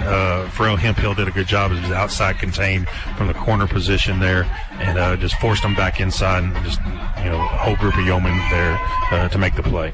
Number 5, Wiley, who had the carry, now on a 2nd and 7. Clock at 4:20 and counting down. And it's going to be a keeper by the quarterback. He faked the handoff. He's rolling to his right, going to dump this one off, and he's incomplete. And they're calling for flags. They're going to get one. I think we may have multiple fouls on this play, though, Brett. I think we hit the receiver early, but also, if you notice, the line judge on our side threw his flag, and I think that one's going to be lineman downfield because their offensive linemen were almost as deep as the receiver on that play. Well, we'll wait for our call here and see what they decide.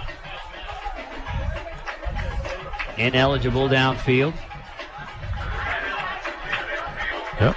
Okay. All right. That's what they call. They did not call the pass interference, which I thought it probably was, but I'm sure glad that they saw the ineligible downfield that I saw. It is a turn of events that is unfortunate for Mexia, but fortuitous for Cameron. Clock at 4:13 left to go in this ball game. Yeoman leading 21-16. Got a 2nd down and 11 coming up for Mexia right now after the penalty. Black Cats ready to go. Waiting on the go-ahead.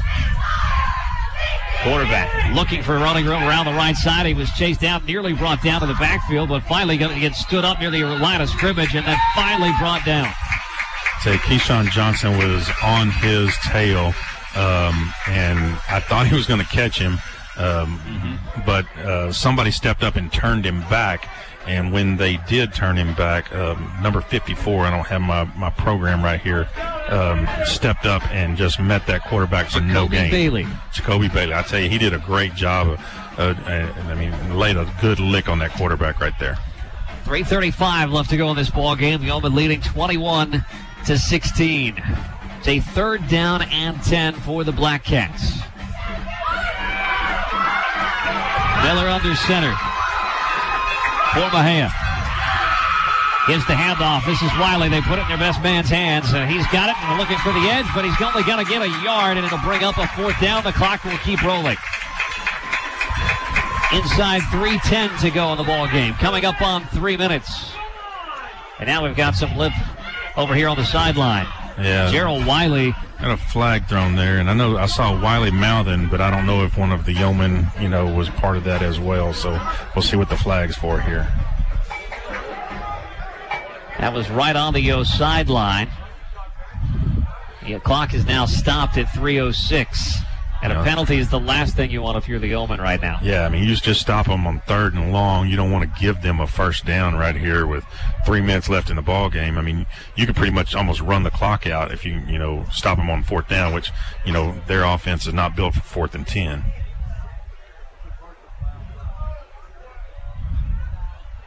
A penalty against the Yeoman and an automatic 1st down. The only disappointing thing about that, I didn't see what one of the Yeomen did. I don't know who the penalty was against, and I didn't see who did it or what happened there. But I did see the Mexia Black Cat player retaliating. So it's disappointing that it was only called against one team and not both. That is going to be a huge break for the Black Cats. They'll now have 1st and 10. And they're still moving the football. To say 1st and 10 should be at the 45-yard line, but they've moved it another 2 yards.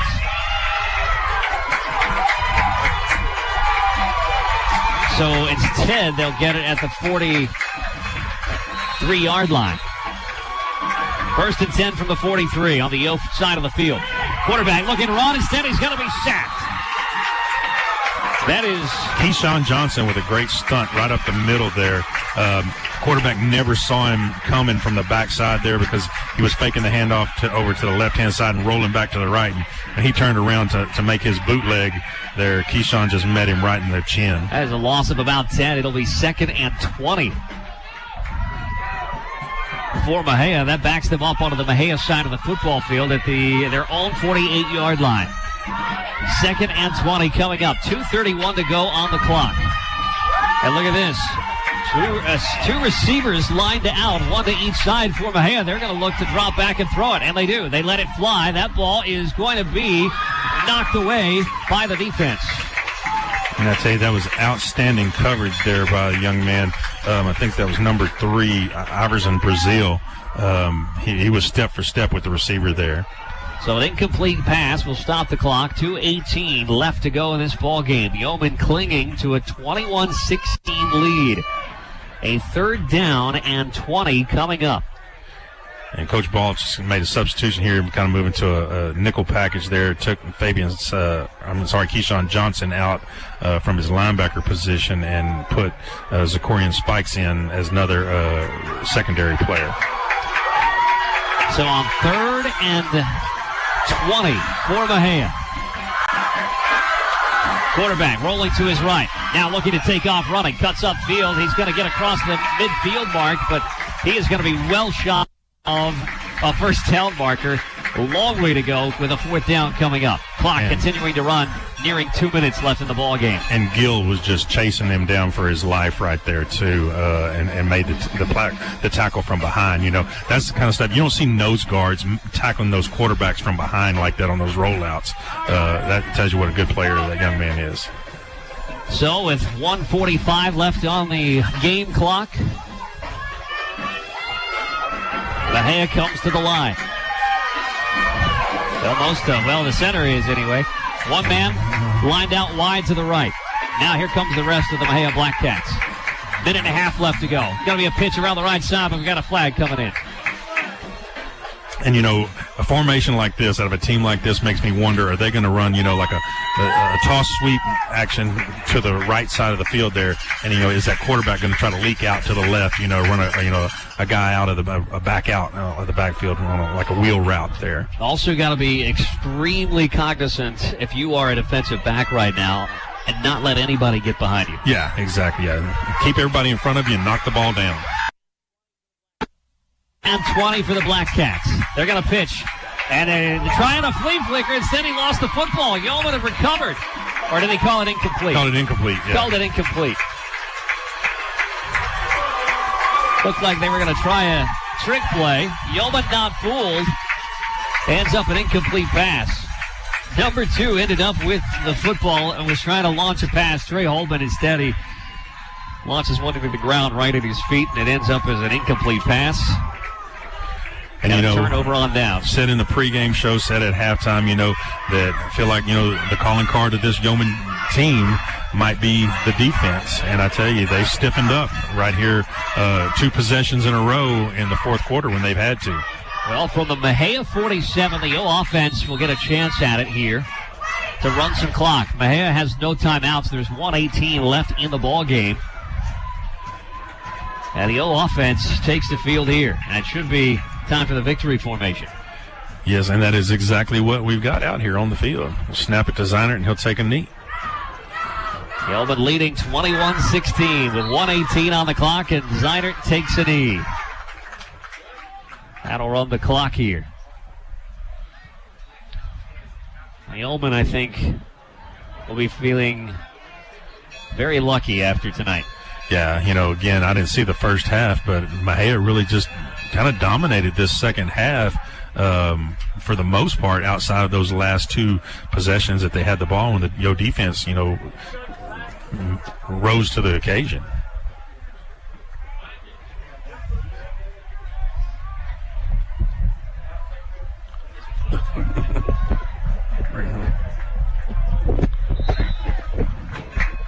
I had to relinquish my press pass. Sorry about that. Can't take that home, I guess. That's all right. Zeinert took a knee again, and that'll be the ball game. With 26 seconds to go, you won't have to run another play. They're coming to the sideline to get in the handshake line.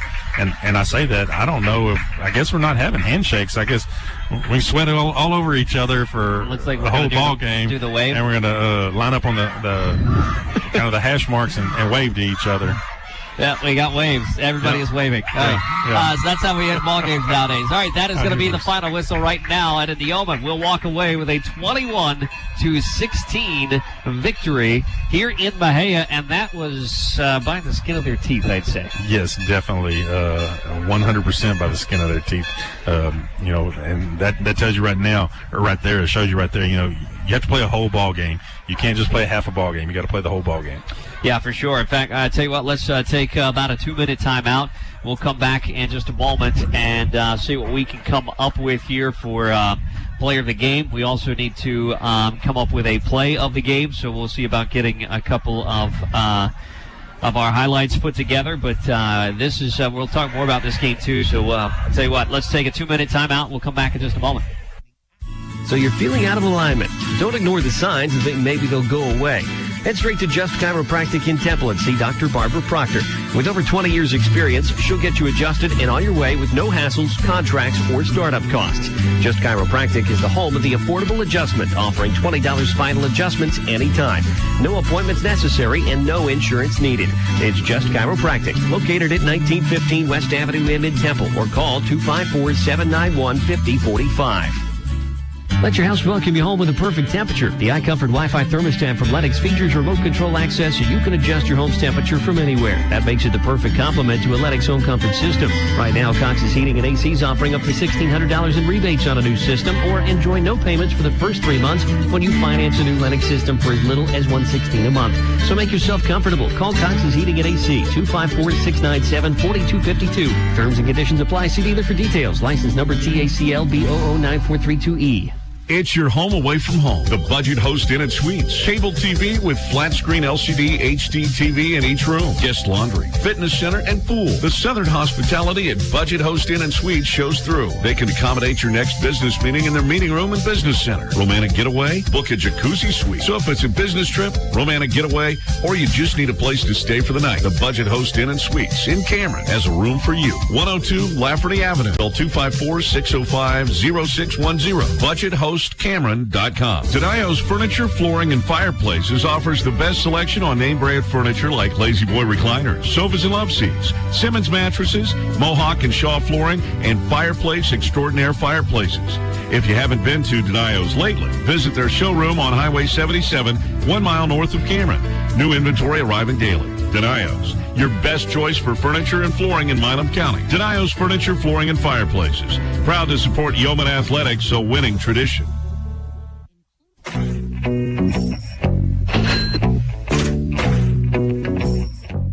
All right, welcome back here at Black Cat Field. The Yeomen have gone final 21-16 over the Mexia Black Cats here in Mexia, and this is a game that, this is a perfect first game, I think, for the Yeomen.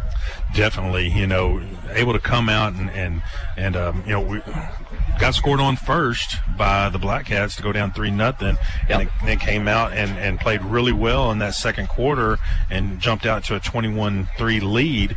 But then the Black Cats refused to go away and came out and just, went all out in the second half, and brought the game back to the Yeomen right there, and made us win it at the end with our defense. And they always say, the saying is defense wins championships, and it was nice to see the Yo defense step up right there. Because, last several years, if you think about it, Brett, too, we've won a lot of games with our offense the last several years. Yep. And if you think back to some of our championship seasons, it was really our defense. Even though we had good offense in all those teams, sometimes it was, a lot of times those games, it was our defense that won those games for us. And so it's nice to see us get out to a good defensive start here in the first ball game. Yeah, and defense came to play right from the first snap, I know Kevin was here at that time, but that was the big takeaway for us in the first half. It was just the defense was everywhere, living in the backfield. They came up with key stops everywhere you want. I mean, look at the possessions in the first half. You give up the field goal after being pinned at the 2-yard line. Yeah, that right there just shows how much mettle the Yo defense has. And then you have 4-6 punts. Yeah. I mean, it sounds like, from what you're telling me and what the stats tell me and what I heard on the radio, the Yo defense just, stepped up, time and again there in the first half, and then late in the ball game when they had to again did exactly what they needed to do. Yeah, I mean, you look at that first half, you gave up basically 26 total yards. Yeah. And I mean, this is a team that is led by a guy who ran for almost 2,000 yards in Jared Wiley, and a lot more yards in the second half. Mexia kind of started to impose their will. It's a bigger, more athletic team, but Yeoman, I think, saw adversity today, and I think that's a huge thing moving forward. Exactly. Yeah. Anytime you can face some adversity and overcome it, that's definitely a positive thing. So, this Black Cat team, I'm telling you, they are loaded with talent. And so even with the offense that they've installed and that kind of stuff, they are miles ahead of where I thought they would be. And so our defense to play as well as it did, to me, is extremely impressive. And it's good, too, because we're liable to see this same offense again for maybe 2 more weeks in a row. I'm 99% sure that's what Belleville is going to run next week. And that's the type of offense that Franklin has always run. They've had a coaching change, and so, they may run some different type of stuff now. I'm not sure, but definitely a good preparation for the next couple of weeks. Yeah, and let's also, historically, it seems like Cameron Yo has dominated slot T teams. I don't know. Yeah. I don't know what the magic is, but it's, for whatever reason, slot T has never bothered the Yeoman. Well, and when the slot T works, it works really well, but it's kind of like the one long touchdown run play they had. If they can pop something up the middle, they've got a chance to maybe make some yards. But with our team speed that we typically have here in Cameron, for them to try to go sideline to sideline against us just isn't going to work. And because we've got way too much team speed, and our kids tackle well, and play good assignment football on the defensive side. And so those slot T teams, they're going to struggle against a team like the Cameron Yeoman. So we saw that here in this game. Cameron got a big lead. You start out the second half. It kind of went through a lull. That first quarter, throw that one out the window. Both of these teams really kind of feeling their way through the game. You look at Mexia, for instance, they hadn't even played a single scrimmage yet. So this is their first game action. Right. For Cameron, it looked like a team that was rusty, coming out almost also playing maybe one of their looked like a team that was just in the very beginning, and part of that may be also attributed to, of course, Yeoman got to play a scrimmage, but part of that may also be attributed to the youth on this team. You got a bunch of first-time starters. I mean, your very first possession, you get the interception against St. Zeinert. But after that, a couple of punts, and it kind of was like trying to find themselves offensively. But after that, you get into the second quarter, and it's a whole other story. 3 possessions, 3 touchdowns, and the Yeoman look like they're off into the races. Yeah, and you mentioned there, all the sophomores that are starting on the defense. All those young kids, first Friday night action. They skipped JV football. All those kids all played freshman football last year, and to go from a freshman to the JV, the speed of the game is so much more. And then you go from JV to varsity, the speed of the game is even so much more than that. And so those kids skipped that step. They went straight from the freshman to the varsity level. And so, it's going to take those guys. They're going to get worn down. They're not as big and as strong as kids that are juniors and seniors that, are typical varsity style players. And so those kids are going to get worn down some. And so they've really got to, get their mind right at all times so that they stay in their position. They stay with their assignment to make up for some of their lack of size and physicalness that they do have. And then you also couple that with the fact, like you mentioned, on the offensive side, looking a little bit rusty and stuff. We have two offensive starters returning, I think maybe. Had Yes, is I it wanna say 4? four. Okay, all right. Spikes If you and count Ziner. Sanchez. I don't really count Ziner because he wasn't a starter on offense. Technically, and if you count Hemphill, because he and Ziner played defense. Right. Yeah. But you got Spikes and Sanchez that started on the offense. Outside of that, you're breaking in an entirely new offensive backfield. It's going to take some of those guys some time to get comfortable with each other, to get their timing down, and to learn what each other can do a little bit for them to be as effective as some of the Yo offenses have been over the last several years. All right, you ready for the fun part? My fun part? Yeah, the fun part. What's the fun part? The fun part is, let's go. Each game we're going to bring you. We're going to have you give 3 takeaways from this game. I know you only got to see a half, but does that mean I get to do 1.5 today? 1.5. Yeah, let's go with that. Let's get 3 post-game takeaways brought to you by Cameron Comprehensive Dentistry right down in downtown Cameron. Okay, my number one takeaway is going to be that our defense is going to be an excellent defense this year. That front 7 is really, really good, and I think we may lean on them a lot this year to win ball games, and that's a good thing. So that would be my first takeaway. My second takeaway is it's really, really a good thing to see all those sophomores play so well in their first ball game out at the varsity level. And then my third thing is that we still have some room to grow on the offensive side, but we definitely have some weapons there with Zeinert and Johnson and Bynum and Hemphill and Spikes and Sanchez and Goolsby and those guys. We've got some weapons there, and so I think we have a chance to be as lethal as we have been on the offensive side the last several years. All right, good takeaways. Again, that's brought to you by Cameron Comprehensive Dentistry. Next up, let's choose a most valuable player. This is brought to you by Henderson Insurance, Carolyn Henderson over at Farmers with the great jingle. So where do we stand with an MVP tonight? Ooh, again, that's tough for me not seeing the first half.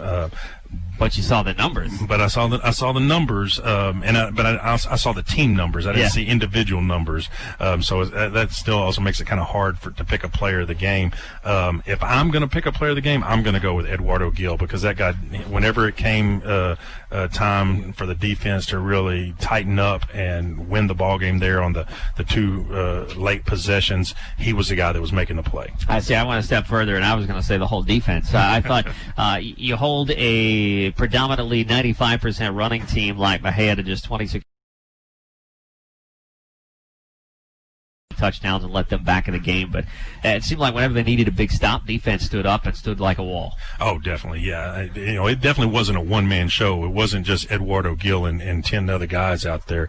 The rest of the defense definitely did their part as well. All right, how about your play of the game? Tonight's play of the game brought to you by Golden Chick on Texas 36, US 190 in Cameron. It's the original crispy golden fried chicken place. Tune in on Monday morning on the Rose and Joe Breakfast Club, and for your chance to win a gift certificate to Golden Chick in Cameron, you need to identify tonight's play of the game. What is it? It is the touchdown that ends up being the winning score, the third touchdown of the game there in the second quarter. Third touchdown of the game. Let's hear it. Split receivers to each side. Ziner's going to let it fly. He's got a man wide open, streaking across the 40-yard line, the 30, the 20, the 10, easily coasting into the end zone. Touchdown, Yeoman. There you go. That is the game-winning touchdown. That was the third of the game. That was the last touchdown, in fact, of the game for the Yeoman. Made it 21-3 at that point. That was right before the second half. And that turns out to be the points that matter the most. Exactly. Yeah, you can't win it without that one right there. So remember that for Monday, you need to call in when they prompt you on the Breakfast Club, and you'll need to know that it was the third and game-winning touchdown right before the second half as the Yeoman with a huge play right there to pick up the win, and the Yeoman do get a win here to start off 2020. And I think the biggest victory here today, though, is that we actually got to play football. Yeah, exactly. In this day and time that we're living in, the fact that we just got to get out here and play football is nothing short of a miracle. And so definitely a win to get to play, and nice to sure get the win on the scoreboard as well, because you can't win them all if you don't win the first one. That's right. All right, well, let's see. That's going to do it for us here tonight, I think. Big thanks to a lot of folks we need to make thanks for. And first and foremost, those of you that got a chance to watch this game on, I guess, the internet stream or on your TV, if you have one of those super fangled smart TVs, whatever those are. Thanks to Sport Picks USA, Calvin, his group, who did all of the filming, did all of the production work, and just incredible stuff, and helped us out too. And of course, I also want to say thanks to the rest of our sports team. That includes Joel Uvalli, who's back in the studios, keeping us on the air and making us look smart. Also, big thanks to what normally would be Josh Pratt, who is going to be our new stat man, but he's under quarantine, so we got Birdie to fill in the first half. But he said it was past his bedtime. He had to go before we had a chance to get second half numbers. Meanwhile, most of all, I just want to say thank you to each one of our sponsors who make these broadcasts possible. So, for Kenny Driska and myself, so long from Mexia here tonight. Our final again is 21-16. The Yeomen are victorious. This has been another exclusive sports presentation of KMIL 105.1 The Ranch. God bless and good night from Mexia.